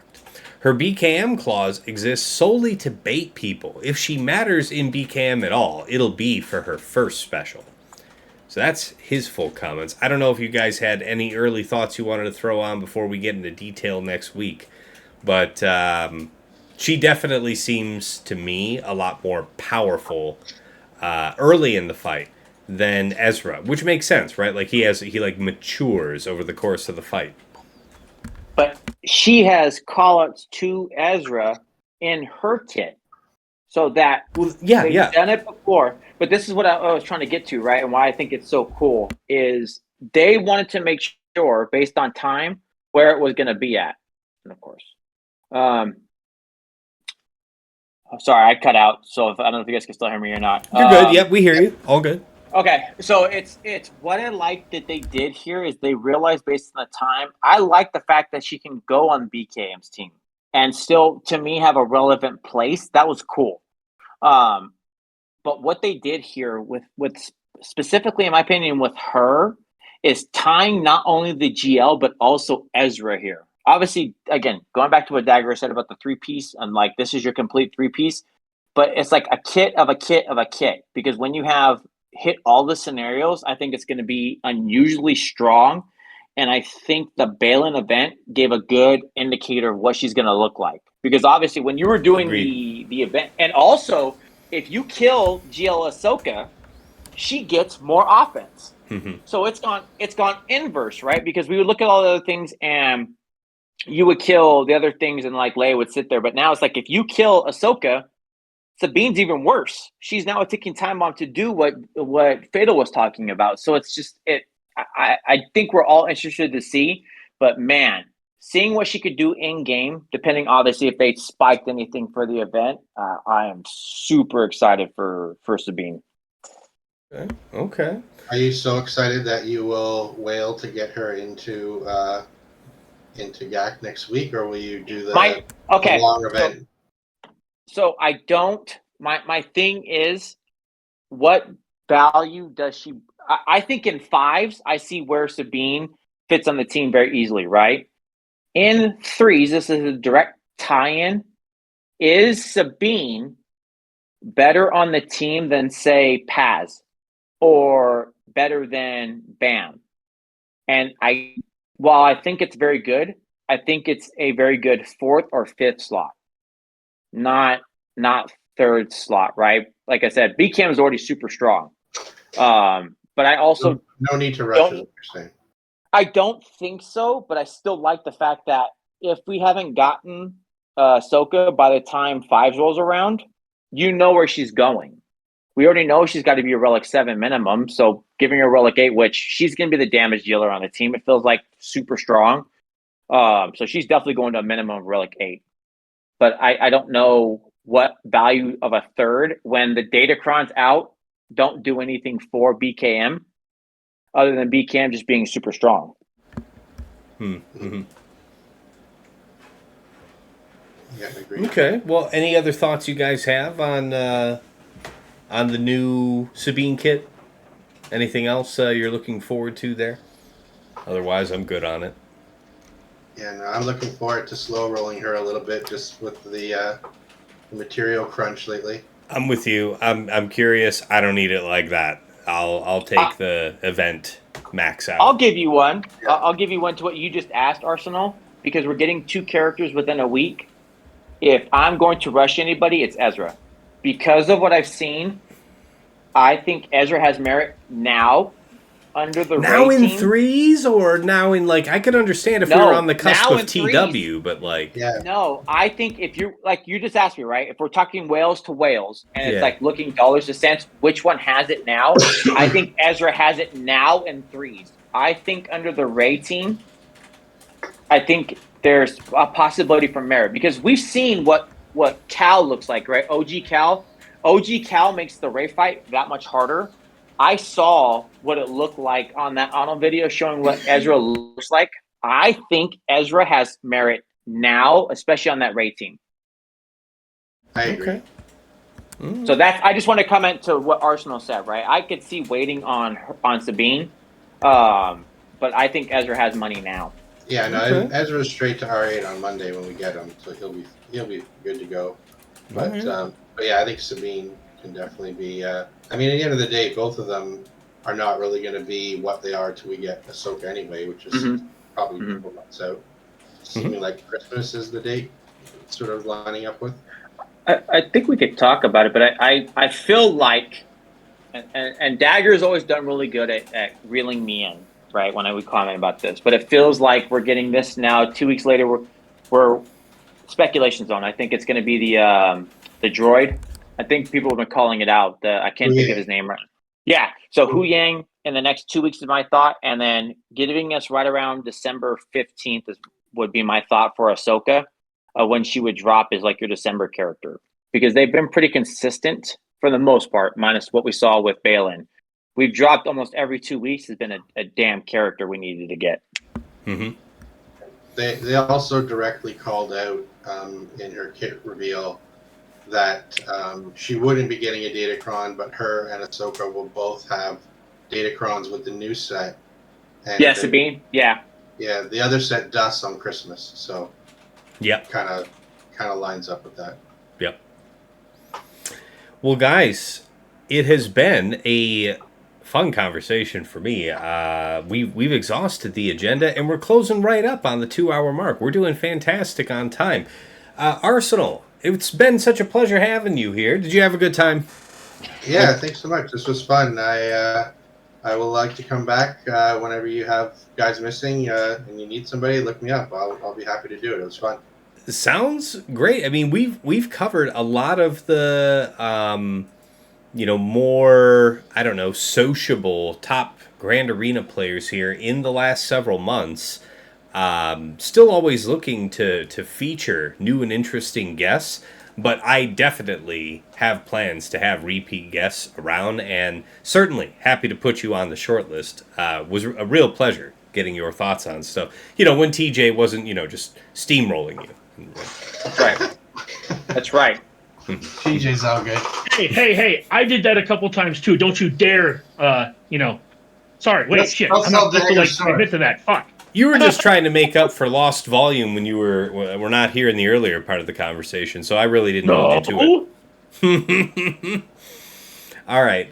Well, guys, again, thank you, so much for making the time today, and I'm gonna go ahead and wrap us up. This is the part of the conversation where I normally call out to Fatal as the only other content creator on the stream, to tell everybody where folks can find him. You can, of course, check him out at Playbook TV on Twitch, I want to say. Or is it the Playbook? I think it's the Playbook on Twitch, right?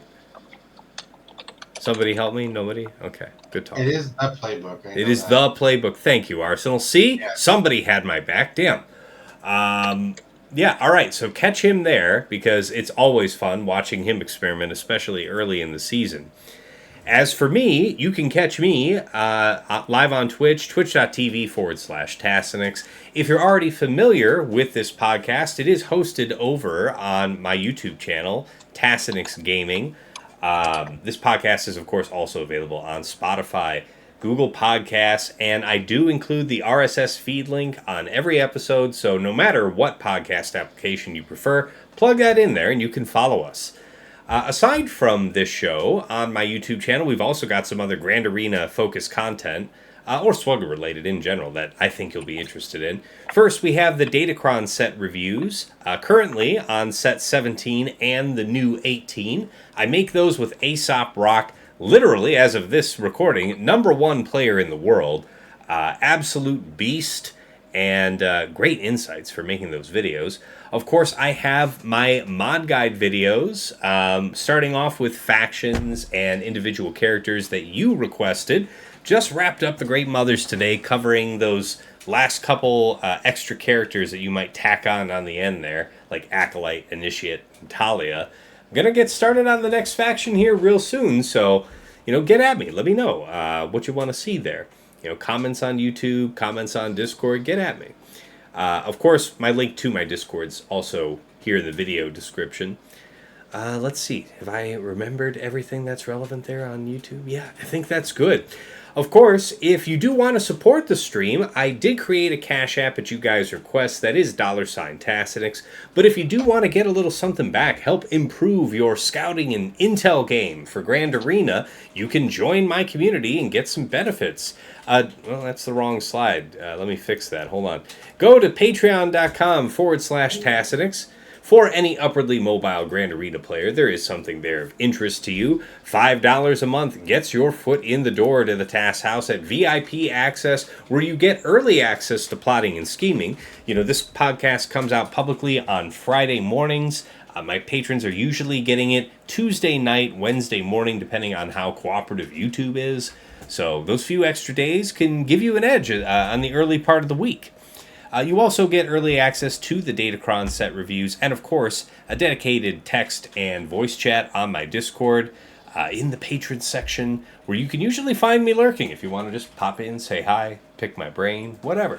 But thank you so much to Andrew, Arj, Brock Thudsteel, Deadpool Cow 28, JJ's Productions Twitch, Joven4527, Johnny B. Ottawa, Miasmal, Ray's Malbus, Renee Bebe, Sam Vimes, Squed, Stark Strategy Gamer, Sweens14, White Wolf, and Zoltre. Stepping up to the $10 a month tier at VIP Access Plus, this is a bundled patron access to me and to OmegaBot. So if you watch my streams, I always pull up one of these reports at the start that gives you a very handy, at-a-glance understanding of your opponent's offensive and defensive tendencies. But with the patron benefit, you get a downloadable HTML report that allows you to go back further in time than the last 2 weeks, get a more comprehensive snapshot about what they're about, and you can look in detail about counters, teams they fought, teams they've used, easy clickable links to swugga.gg to look up details about those counters, what works against them, how you might jam them up. Really great for shortening up your scout. Thank you so much to Stryker, Esh Sotnikam, and Dobby, one of my newest patrons.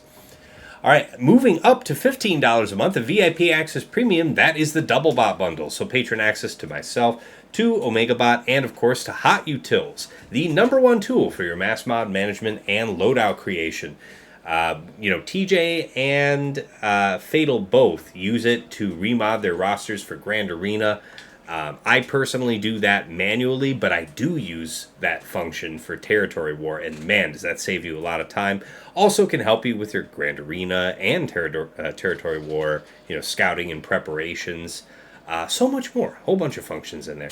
Thank you so much to Duckstab, Dark Hug, Ivanek, General Milan, Sir Boss, Quig, and Wilco.